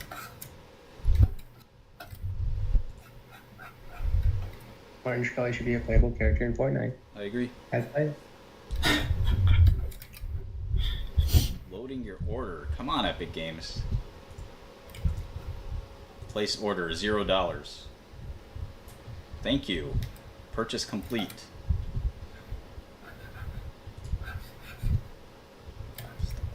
Ridiculous, this bullshit.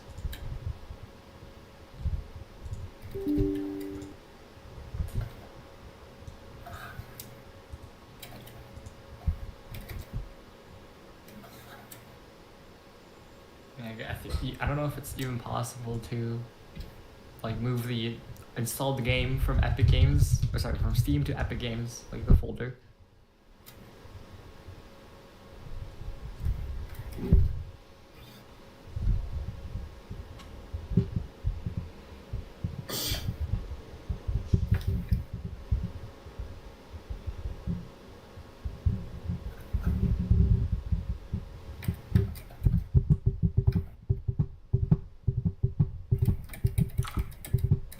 I don't mind having 2 installations of Rocket League. Maybe my computer will mind, but I mean, you have a new Alienware computer. I'm sure it's fine.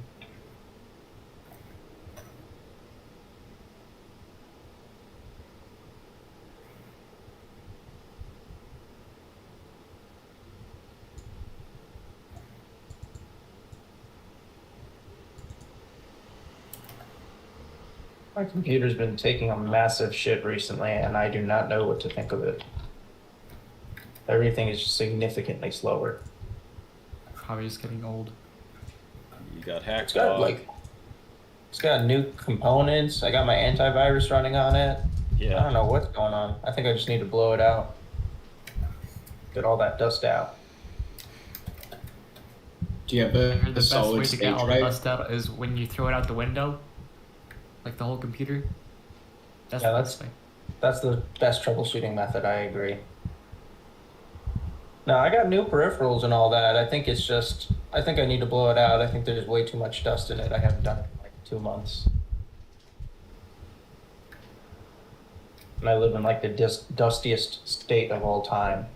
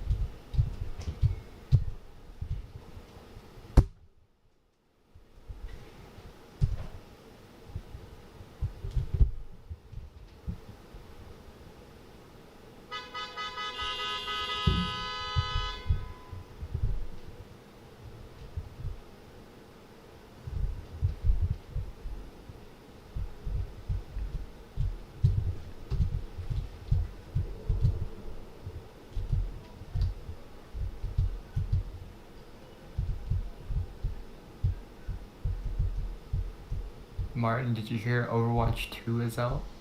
No. It's like the same game. Literally. Okay. There's a second Overwatch? Mm-hmm. Yeah, it's been in production for a while. You can buy it right now and play it.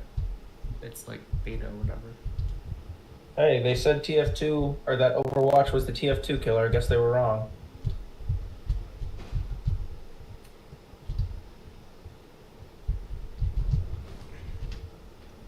I mean, it was pretty popular, but now it's kind of dead. I mean, it is dead, actually.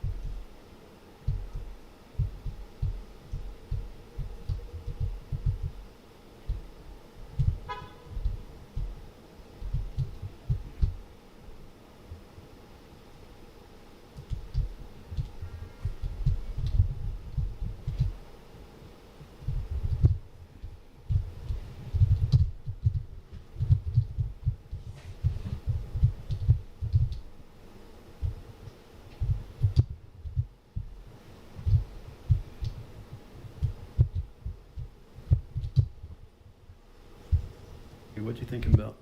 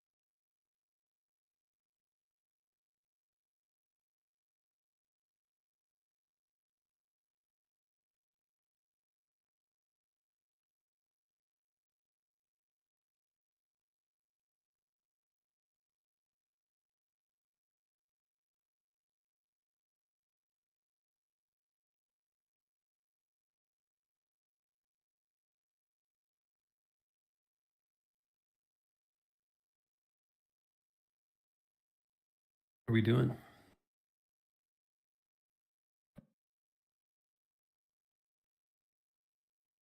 Hump day, everybody must be humping. I'm just looking at polls for the midterms.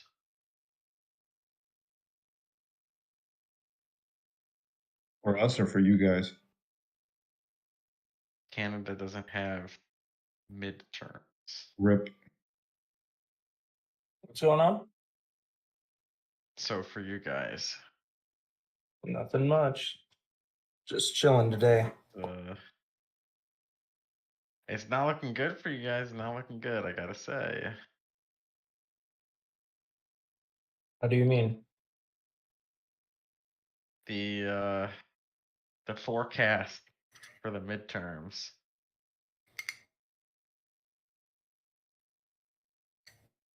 In Arizona or just in general? In the whole country. Oh yeah, no, it's crazy. Wait, why doesn't it look good?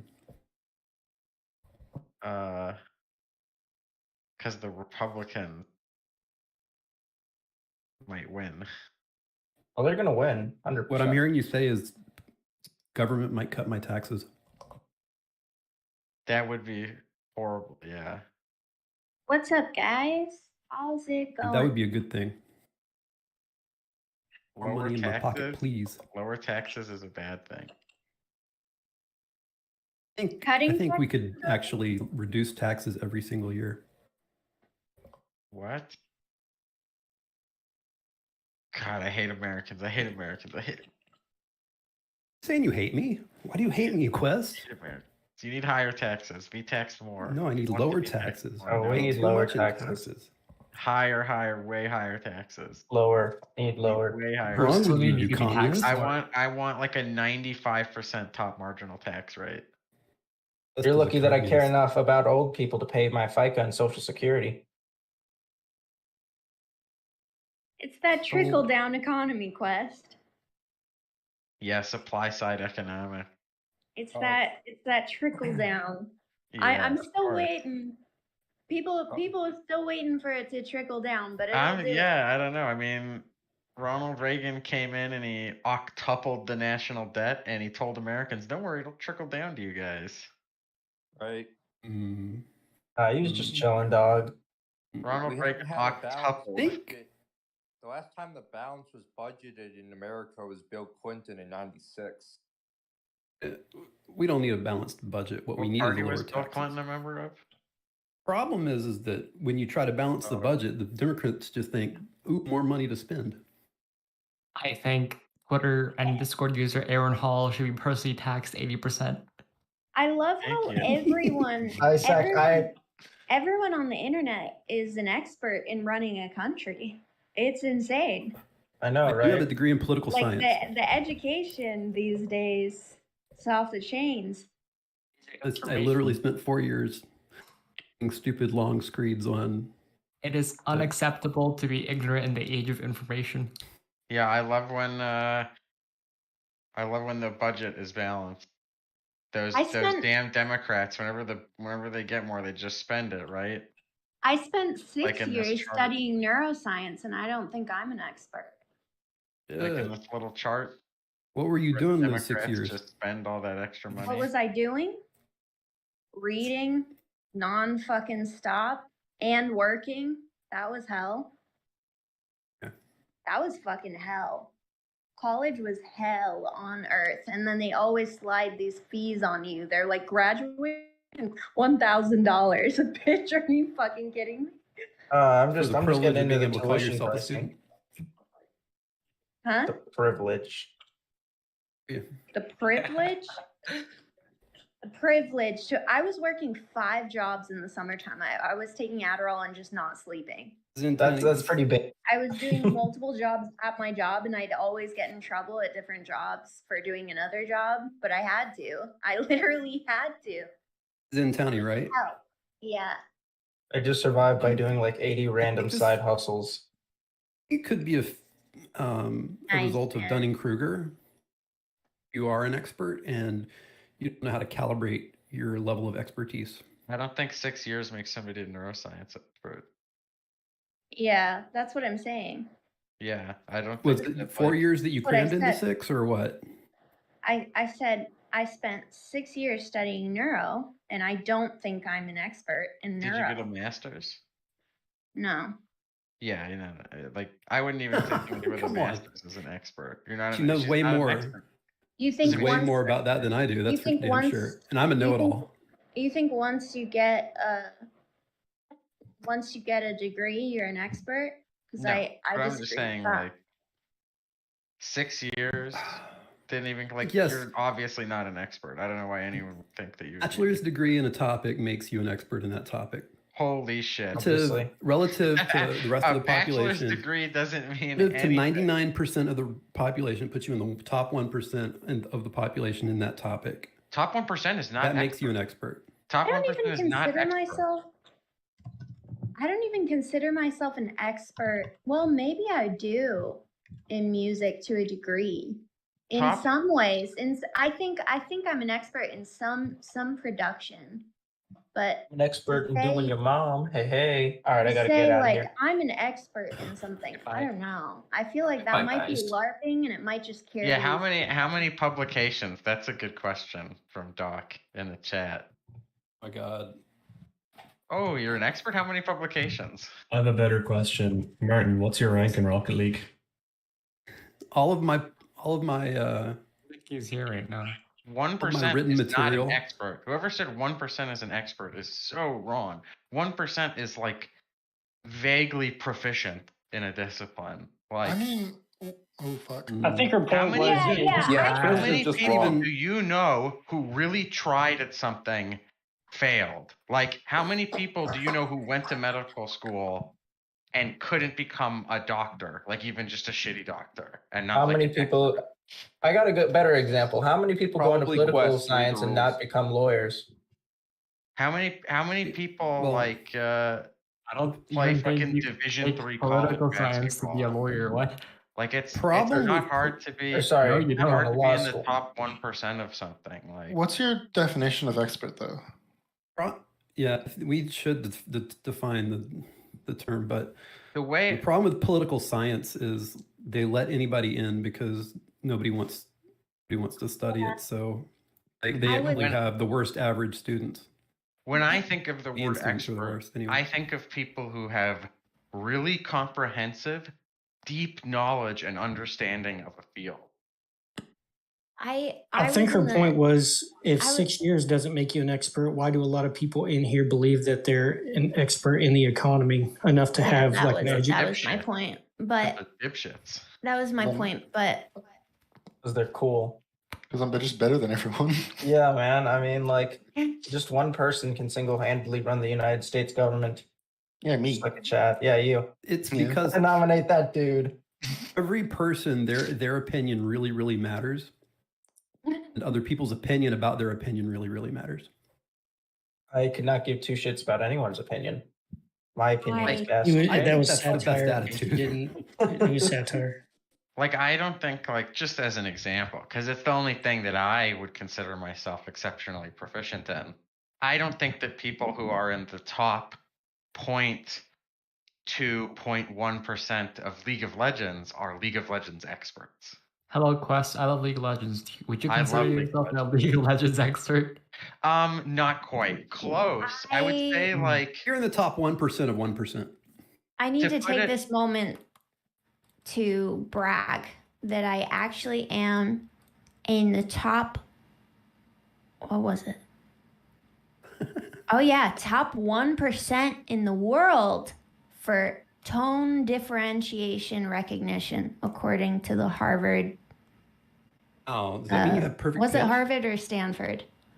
it was I can't remember. Matter. I think maybe it was. Yeah, it was I think it Harvard. was Harvard. I took the same test. Top 1% in the world, bitches. Let's go in tone recognition. And I've got a I am 150 the IQ. definition of not tone deaf. I'm Thank gonna you. go grab my guitar right now. I haven't played it in years. I but have will. godly ears, even though I have translate to, tinnitus. like, Thank you. You have translate to, perfect like, real pitch. world Is that what I terms? understand? I don't know. Perfect pitch is something different, but I have tone recognition, so I can hear when something is off key, like immediately, really well. And I didn't know that I was so good at it till I took the test.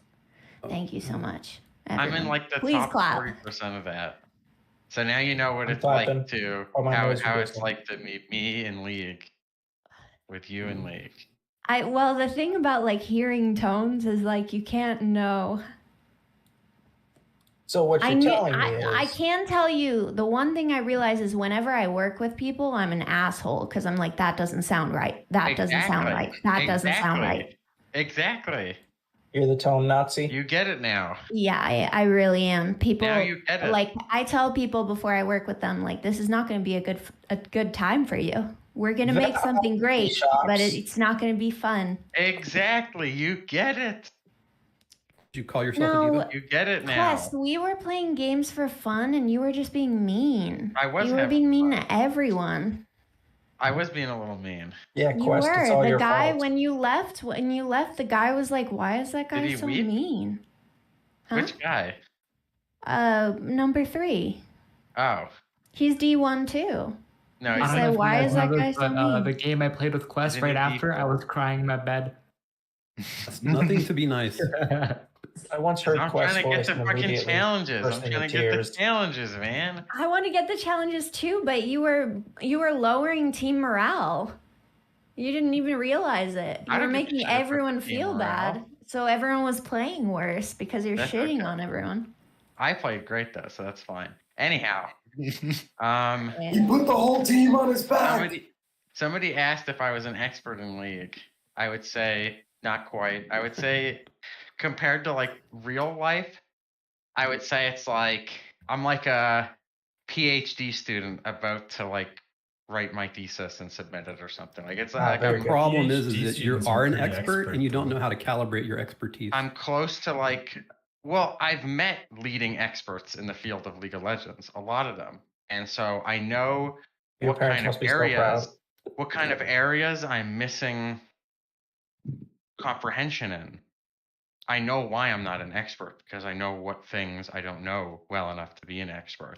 And I think Puts you that way ahead of the vast majority of everybody else. I don't think a PhD is an expert, to be clear. I don't think PhDs are experts. I've met some PhDs. Yeah, I've met some PhDs Well, the who did thing not is- have. Off, my friend. But the You need thing to is recalibrate. like PhDs like typically are experts in one fucking tiny They thing. typically are, That's but not exactly all video That's what an PhDs. expert is. I got Like- my video game not PhD. all You can't be an PhDs expert in are- everything. Not all Yeah. PhDs are even experts in their field. I've met PhDs who don't have like super comprehensive, in-depth understanding of the field that they studied in a way that Were you to an expert in the me, field? I think I his would call my aunt probably the only expert in psychology that I know. She has 6 master's degrees in different fields of psychology. She's worked for the Obama administration. Yeah, she She's might be an fucking expert. insanely She fucking might smart. have she might have a very comprehensive understanding of the Oh, field yeah. of psychology. And it's probably because she's gotten every fucking psychology degree like to the max. How you how get- can I, the way I see it, right? How can I be an expert on League of Legends if I can't Oh, geez. positional coach every position at the top level of play? What's League of That's Legends? just really Because dumb. Quest, there's specialties. Specialties is a thing, and if you can have an expertise in a specialty. Quest, what's League of Legends? Sure, you could be, you could have like, voice. you could say you're an expert in like top lane or something. But like, if we're saying an expert in League of Legends, surely I would have to be able to positional coach all 5 roles at the top level. And I I'm can't an do expert. I've got my digital PhD in Farming Simulator 2015. All right. I'm too cool for y'all. that. I just think Plant stuff now. expertise is like an incredibly high bar. Yeah, I I can don't- get on board well- with that. Yeah, I just think that you could narrow it down a little bit more. Yeah, I mean, I could narrow it down. I could maybe think of like something in League that I may be closer to being an expert in, but the Yeah, whole thing. that's how it works when you get a PhD. It's a Like specific you could say, subject. Like one you could say specific like small somebody, thing. maybe somebody's not an expert in psychology. Maybe they're just an expert in like a specific disorder, right? You could say Exactly. somebody's an expert for like autism spectrum disorders, or It's someone's a like an completely expert on arbitrary depression. definition. I think it just Right. depends on where you draw the line, and you seem to draw the line like way further than most people. I think. A comprehensive he draws the line understanding of expert among of the experts. topic. A comprehensive understanding of a topic. I don't know. I think that's a pretty reasonable line to draw. But I also think where's that part of comprehensive? that has to include real world experience. Like, you can't be an expert at something if you just read it out of a book for 6 or 8 or 10 Of years. course Like, you you have can. to actually do it. Why not? I think If you they had- usually if they need had to a have com- if they applied have a- something. If they had a comprehensive understanding of it, it doesn't matter where the fuck they learned it. If it's a, I if wouldn't it's a consider good anyone an comprehensive expert in understanding. something that they've never done in practice. It's that more they've that never. it's more that it's unproven that they're an expert in something if they haven't shown Yeah. their Is learning application of it. different? Is learning different if you read it or if you live it? I don't think. It's more that Yes, you it can is. you can It doesn't you can matter. be The an only expert, thing that but matters no is one's the going result. to believe you. No, absolutely not. I disagree. Facts don't care about how much you dislike books. All that matters is whether the person has a complete and comprehensive understanding of the field. I don't give a shit where they got it from. But like they said, how do you prove it? I think what you're looking for are people with eidetic memories. If they learn it from like the internet, is it worse than if they learn it from a textbook too? Is it like a tier list? That's not what it's about. You also have to apply your knowledge. That's what If I'm I saying. learn it You in can't a just have, like, classroom, a is bunch it of worth vowels and more? be an expert. Is the exact same knowledge worth less depending on how I learned it? No. No, I don't think that you're getting my Why? point at all. What's your point? Totally missing it. Talking about No, but- application, but- she's not talking yeah. about. It's not where you learn it; it's Internet. how you use it. Well, what if they learn how to Exactly. apply it Thank from you. reading? That puts all this That's knowledge at our fine, but just fingertips. taking We don't it have in. to look up the knowledge. You can learn how to practice things without actually practicing them. Mm-hmm. Yes, but you're not an expert, Quest. That's what I'm trying to say. You're not an expert until you actually use your knowledge. Why This not? is true. You're an expert as soon as you have Hasn't a he been playing League comprehensive of Legends? understanding. Because I there's see no you way to didn't- prove you your didn't change expertise. Yeah, no, I'm gonna Still a slam down contrarian. on it. The only person I know, and I know a lot of people who get paid to play and coach League of Legends. The only person I know who I would call an expert on League of Legends does not play the game. Doesn't even play That it. just, there's no way it they're an too good? expert on it He then. doesn't play the having- game, and he is the only person who I would consider an expert on League of Legends. And I know professional coaches, professional players, professional coaches from Korea. The only person I would call an expert does not play the game. And who Quest, said played there's it? you're mixing up the definitions of expertise and knowledge. I think that there's He's an more expert. depth. There is more depth to expertise than there is to just knowledge. Like, you can be an encyclopedia for anything, but that doesn't make you an expert. Why not? Merriam-Webster He's definition never of played expert the right in game? front of me. He's never played the game. The person you're talking about, He has played the game. He hasn't played it in Exactly. like 8 years. because he's good. He's an expert, so he doesn't need to play. He He's already played played and like proven himself to be an he expert. used to play the game, but he wasn't an expert because he played the game. He hasn't played the game in years. The game changes drastically every year. They've added like 100 champions. Like, Oh, okay. Merriam, it's a totally Merriam-Webster- different game, and he's still an expert because he just Webster- reads about the game and watches the game and talks about the game all the time. Merriam-Webster defines expert as one with the special skill or knowledge representing mastery of a particular subject. Cool. He's an expert. He's got the Your knowledge. knowledge. He has mastery. Wait, of the who's the subject. expert on experts here? Miriam Apparently Webster. Quest. Man.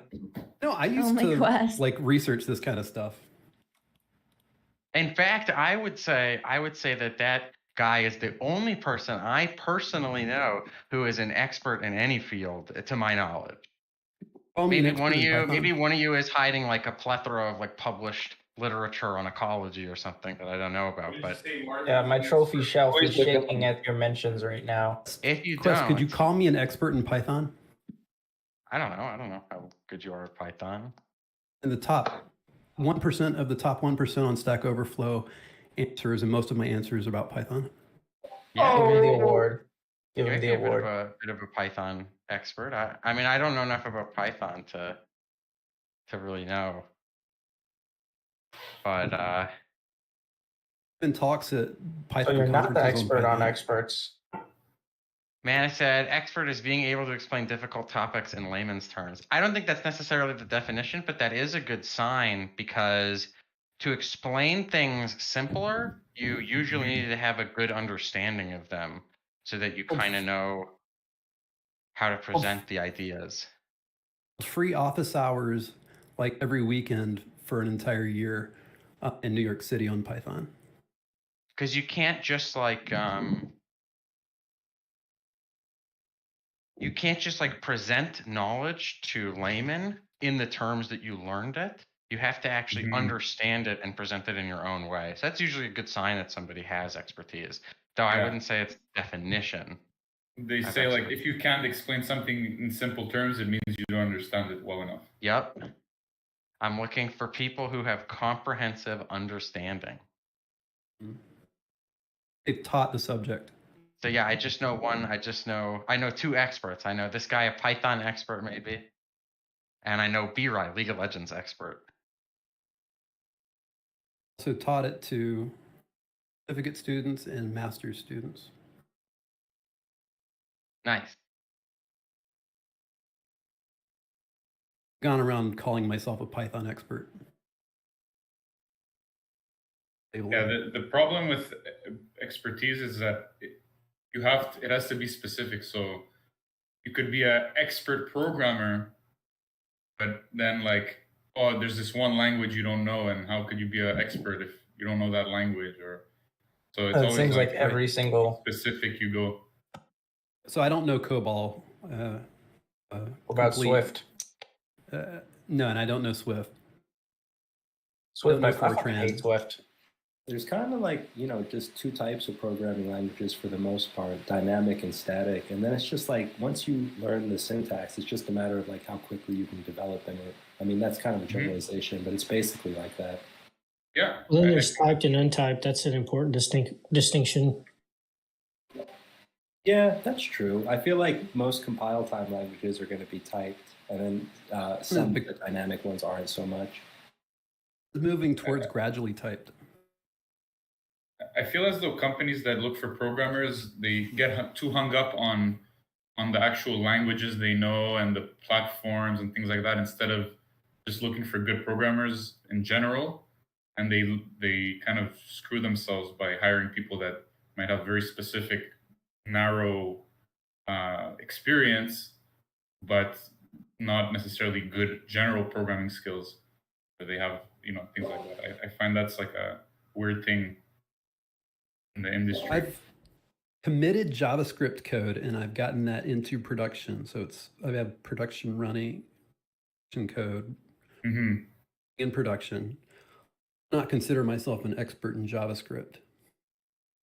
But if, for example, I showed you a code base in JavaScript and you needed to fix a bug, it wouldn't be too difficult for you to transfer your Python programming knowledge to the JavaScript. Like there's always function names might be different, or it'll take me a lot longer. Callback. Yeah. Take me a lot longer. The point is that once you get over that curve in a few weeks or months, it'll be pretty much a full. You'll be able to do anything you need in JavaScript. Yeah, it's important to understand the patterns and the anti-patterns too for programming, because you can ramp up in a language real quickly, especially like a scripting language. But then when you start you get a few months in and you start developing at scale, if you don't know the good architectural patterns for your code, the whole thing can kind of fall apart. Yeah, that's very, very true. But I think teaching the patterns in school is terrible. Like the software engineering patterns, design patterns. That class was the most boring thing I've ever seen in my life. You didn't like that. I never went to college for that, but I've literally read all of them on Wikipedia and all the anti-patterns. And I think there's a couple of books. There's the Martin Fowler book, I think, the Gang of Four, and there's a few other books. There's the Wizard book and some other ones. Yeah. Yeah, anti-patterns are fun if you've ever studied those. For sure, yeah. And the thing is, if good programmers will just see it without ever knowing what the pattern is, they'll just be like, it shouldn't be done this way because it's just bloated, or the code is repeating itself, or things like that. But I had an interview and I was talking to the people, and they asked me about that software engineering, and they were kind of saying it's kind of like Marxism, Leninism, or something. It's almost like a made up kind of pseudoscience. The software engineering design patterns. It's kind of like there's 30 books about it, but no one really uses it, and it's just like very abstract and things like that. I don't know, man. If I'm attacking an engineering problem and it's like a known problem in a specific domain, I'm gonna like definitely jump to a specific pattern for like this or for that. You don't want to end up reinventing the wheel. I do agree with your sentiment, though. I think that if you're a competent programmer, you can just jump in and just kind of make it happen. It's almost I think engineering and craftsmanship. If efficiency is a concern, you shouldn't be using patterns.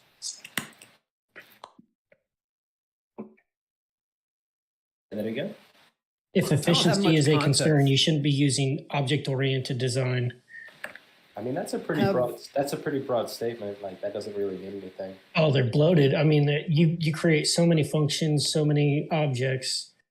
I'm more of a fan of functional programming myself. I prefer functional composition over object inheritance. So I do agree with the sentiment.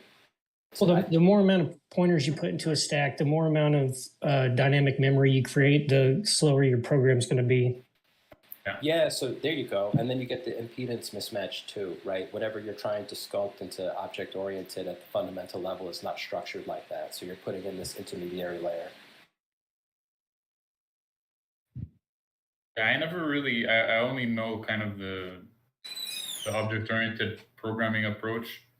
I know some of the, like, data, like R or something like that, that's more of a numerical analysis language. But I actually read an article or saw a video recently that kind of said that object-oriented programming is bad because it makes you think in the terms of objects instead for problems that aren't necessarily object problems. Yeah, that's exactly right. I like to make the comparison of object-oriented and functional composition.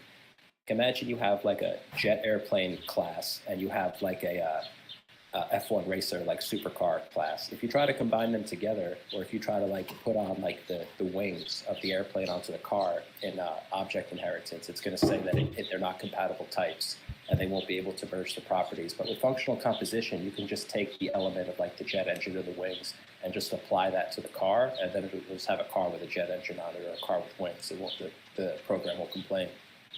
That's a good analogy. Python's one of the few languages that supports multiple inheritance. And yet I've never really seen a good example of where I'd want to use inheriting from two objects that both intended to be instantiated. You know, it's interesting because penises are supposed to be experts in giving pleasure, but I've never experienced it myself. You have a penis? I've never never come across a penis that did anything. Either a virgin or this is why women should be on Discord. Well, I'm just being real right now. Zintani, you're just not fucking Lots the right of penises. Lots of a couple pumps, then it's done. No, none Lots of that. There's lots of that. Maybe much If like Quest, your expectations are too high. Pumps and then they're done, just don't fuck that person again. If they don't go down on you, If you're or already in finger a you- relationship with them, that's like a stupid thing to break up with them for. No, I don't think it is. I think They can't help like, it. No, It's not their fault. I mean, are they going down on you? Are they fingering you? Are they like, let's get the vibrator out? Like, I want to get you Right, off let's switch too. subjects. Yeah. I think that sex stuff is one of the most important parts for a relationship. Like, you already have friends. Like, you have people to talk to. Like, this is the one person that is supposed to like get you off. And so if they're not at least trying, fuck them, dude. Fuck them. That. So, like, your number one deal breaker is not being good in bed? It's pretty important. I'm going to be that way for the rest of my life now. No, you're going to make that a deal breaker? Oh, yeah. Oh, you Yeah, need 100%. Yeah, you Like need I've to because- wasted so many years of my life being like, it's okay, it's not your fault. I'm sick of it. I want to come. I don't know if that if I'm not allowed to say that, but I want to come. That's fine. Like sometimes Okay? the first couple times I have a right to come. My whole life, I've been making dudes come. Okay? No dude's been making me come. That's not good, Zintani. That's not good. You're fucking the wrong dude. I'm laying down the line. Lay it down. This is where my boundary is. It's a right boundary. here. Yeah. It's my boundary. You don't cross my boundaries, bitch. Like sometimes the first couple times you fuck a guy, he's like nervous and he comes quick or something. That's fine. That's fine. I get fine. that. If it's like forever, you're just shitty in bed and you're not even trying. Like just get out of my life. Like I don't want. Yeah. Like I'll just. Most guys come quicker when they're nervous and try less the first few times. That seems Not really that they bad. try less the first few times, but some guys come quicker the first few times. Yeah. It's when a guy. It's ruined. There are guys that like come fast over and over again, and then they get mad and insecure about it, and then they get mad at you and mad at themselves. Those guys. And it's just Why are you like, so good oh at my god. sex? Grr, why did you make me come? Grr. Literally. I hate women when they make my penis go sploon. I had a boyfriend once. So after like the 6th night in a row of him like just busting in 2 pumps, he yells at me and he's like, I've never done this before. You have a fucked up pussy. It's not me. I've never done this. And I'm just laying there like getting yelled at. No, he should be saying, "Baby, your pussy's so good. It makes me bust so quick. I'm sorry. I'm trying, but like your pussy just He so said I had a fucking fucked up pussy that That's made him what come you should too be quick. saying. Nah, fuck that guy, Zintani. Fuck that guy. Just don't talk to that guy ever again. Like, I block haven't his in number. years. Good. Thank Believe God. Yeah, like, oh my God. An excuse making. What an excuse. What a terrible excuse. Your pussy sucks. It's making me come. Like, what? That's like the worst excuse I've ever heard in life. Oh my God, whoever has the Marac, I fucking love your avatar. I forget that guy's name, but Praise be to Terry Davis. Thank you so much. yeah, Terry Davis, dude. He's fucking hilarious. I love Terry Davis. OS dude. Yeah, the Temple OS dude.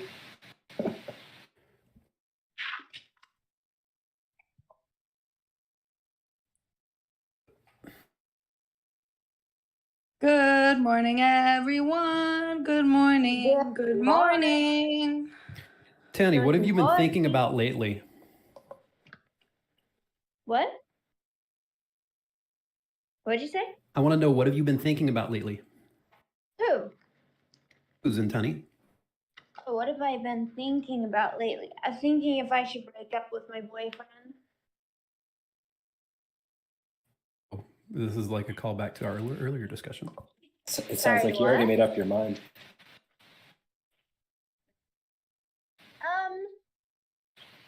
I think maybe I should give it another chance because he's a Zintani, no. Well, no. Why don't you just repeat to him Zintani, what you said to us? You don't know what happened. I don't care what happened. You guys have broken up 5 times. That's not true. That's not true. We've been dating for 1 month. There were 0 fights, 0 problems, and then this thing happened, which I haven't even told you what it is, and he's apologized. Zintani, this is my boundary. If you want me to have your baby, you have to stop seeing this man. You don't. This is my boundary. He's not. Drawing the line the same. Well, Fair to he's me. not a bad guy. All right. No, I don't. I mean, you can do whatever you want, but I don't know, man. It's your life. I don't know. I don't know. I'm thinking about it. What do I call you? Oh, me? I'm Taylor. Taylor. Taylor, what have you been thinking about lately? Well, I've been getting into like meditation and quieting my mind. So I don't think about too much, just about my day-to-day life stuff, seeing my family, friends, yada yada. What I'm gonna do each day.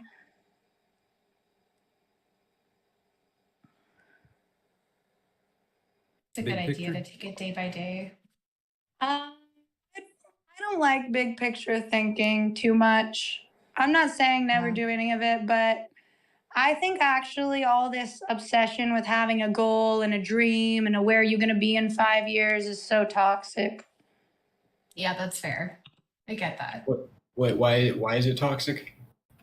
I mean, if you really have a goal or a dream or a 5-year plan, that's fine. But like, if you don't have those things, it can make you feel inadequate, or it can make you feel like, less than the other people who have those things. Like, that's all, I guess. It can steal your peace of mind. Well, I think not. Oh, I feel like, I don't know. I think people like to be useful. And I'm not saying like, oh, like people are useless. Just like useful in some kind of way, whatever it is. I just think like that's a part of like the human experience in order to Yeah, that's fair. Dude, I was talking to Sarah about this, how like music artists, like our children. So if you're a musician and an artist, you pass on your artist genes, your kids aren't going to have shit to do because of AI. It's already started taking over everything in the art world. That's not entirely true. There's only still going to be room for humans to create art. No, I've been looking at it's already really hard. It's already artists are already massively underpaid. Like Sarah and I out here like scrambling for scraps. And then like it's insane that like I've spent so many hours, like we were talking about being an expert. I've spent so many hours learning how to do something that literally people are able now to just open up a computer and have a bot do it for them. Yeah. I don't think that's a bad thing. You now. I don't think that'll kill art. Like, I don't think that'll kill art because it absolutely will. Yeah. People are always. Then there would be a premium on human-made art. You know, human-made art would be actually more valuable. No, it's not. The person actually made it. Human art already isn't valuable. I mean, some of it is very valuable. Yeah, some people make it big and they hog up all the attention, but that'll always be the case. But right now there are literally there are people that generate random AI art and then choose their favorites and call themselves artists, and they are very successful.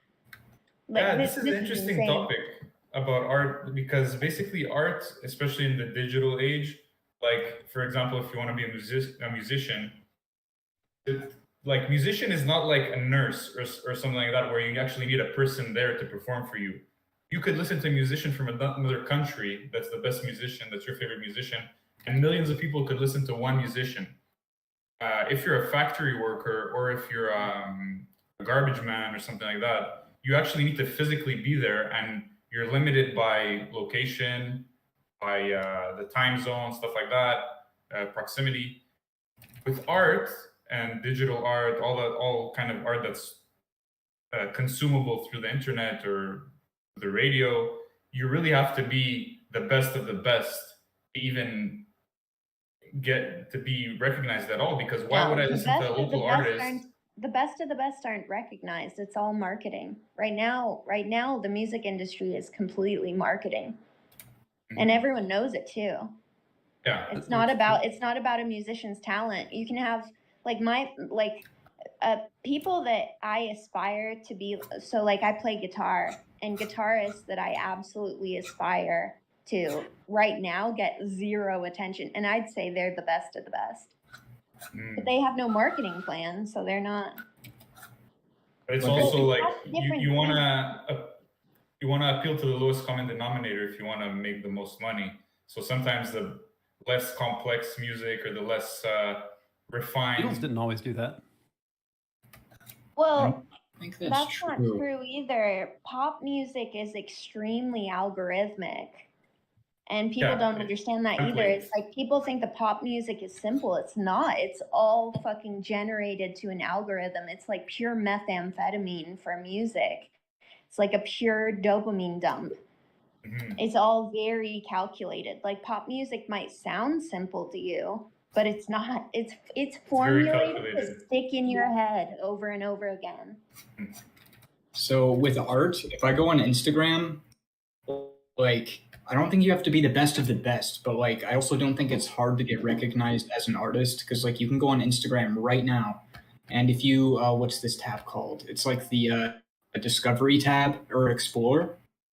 There is so much art on there, and it's like some of it's mediocre, but it's not even their skill that gets them recognized. Like that's a part of it, but it's also like how they use it, like the creativity aspect, right? Like I'll see like I posted an image earlier of some shit off of Instagram, and it was a grayscale image. It was like semi-realistic anime shit, right? And the nose was off place, and it was huge as fuck. But the shading was really good. The shading is like way good, and I got a shitload of likes because like the shading makes it look really good, and like you'll see stuff that's really colorful, and they're not like Da Vinci's. They just make really good looking shit. Like you don't have to be a master, but like I think you have to have like some degree of skill, right? Like y'all are missing the point. What I get paid to do right now, in 10 years, no one's gonna get paid to do it anymore. What I'm able to provide, because there are bots already that can almost do everything I do already. Okay, about AI. But not everyone listens to music. Like some people listen to music for like the experience, the story, right? And an AI doesn't get to experience the world.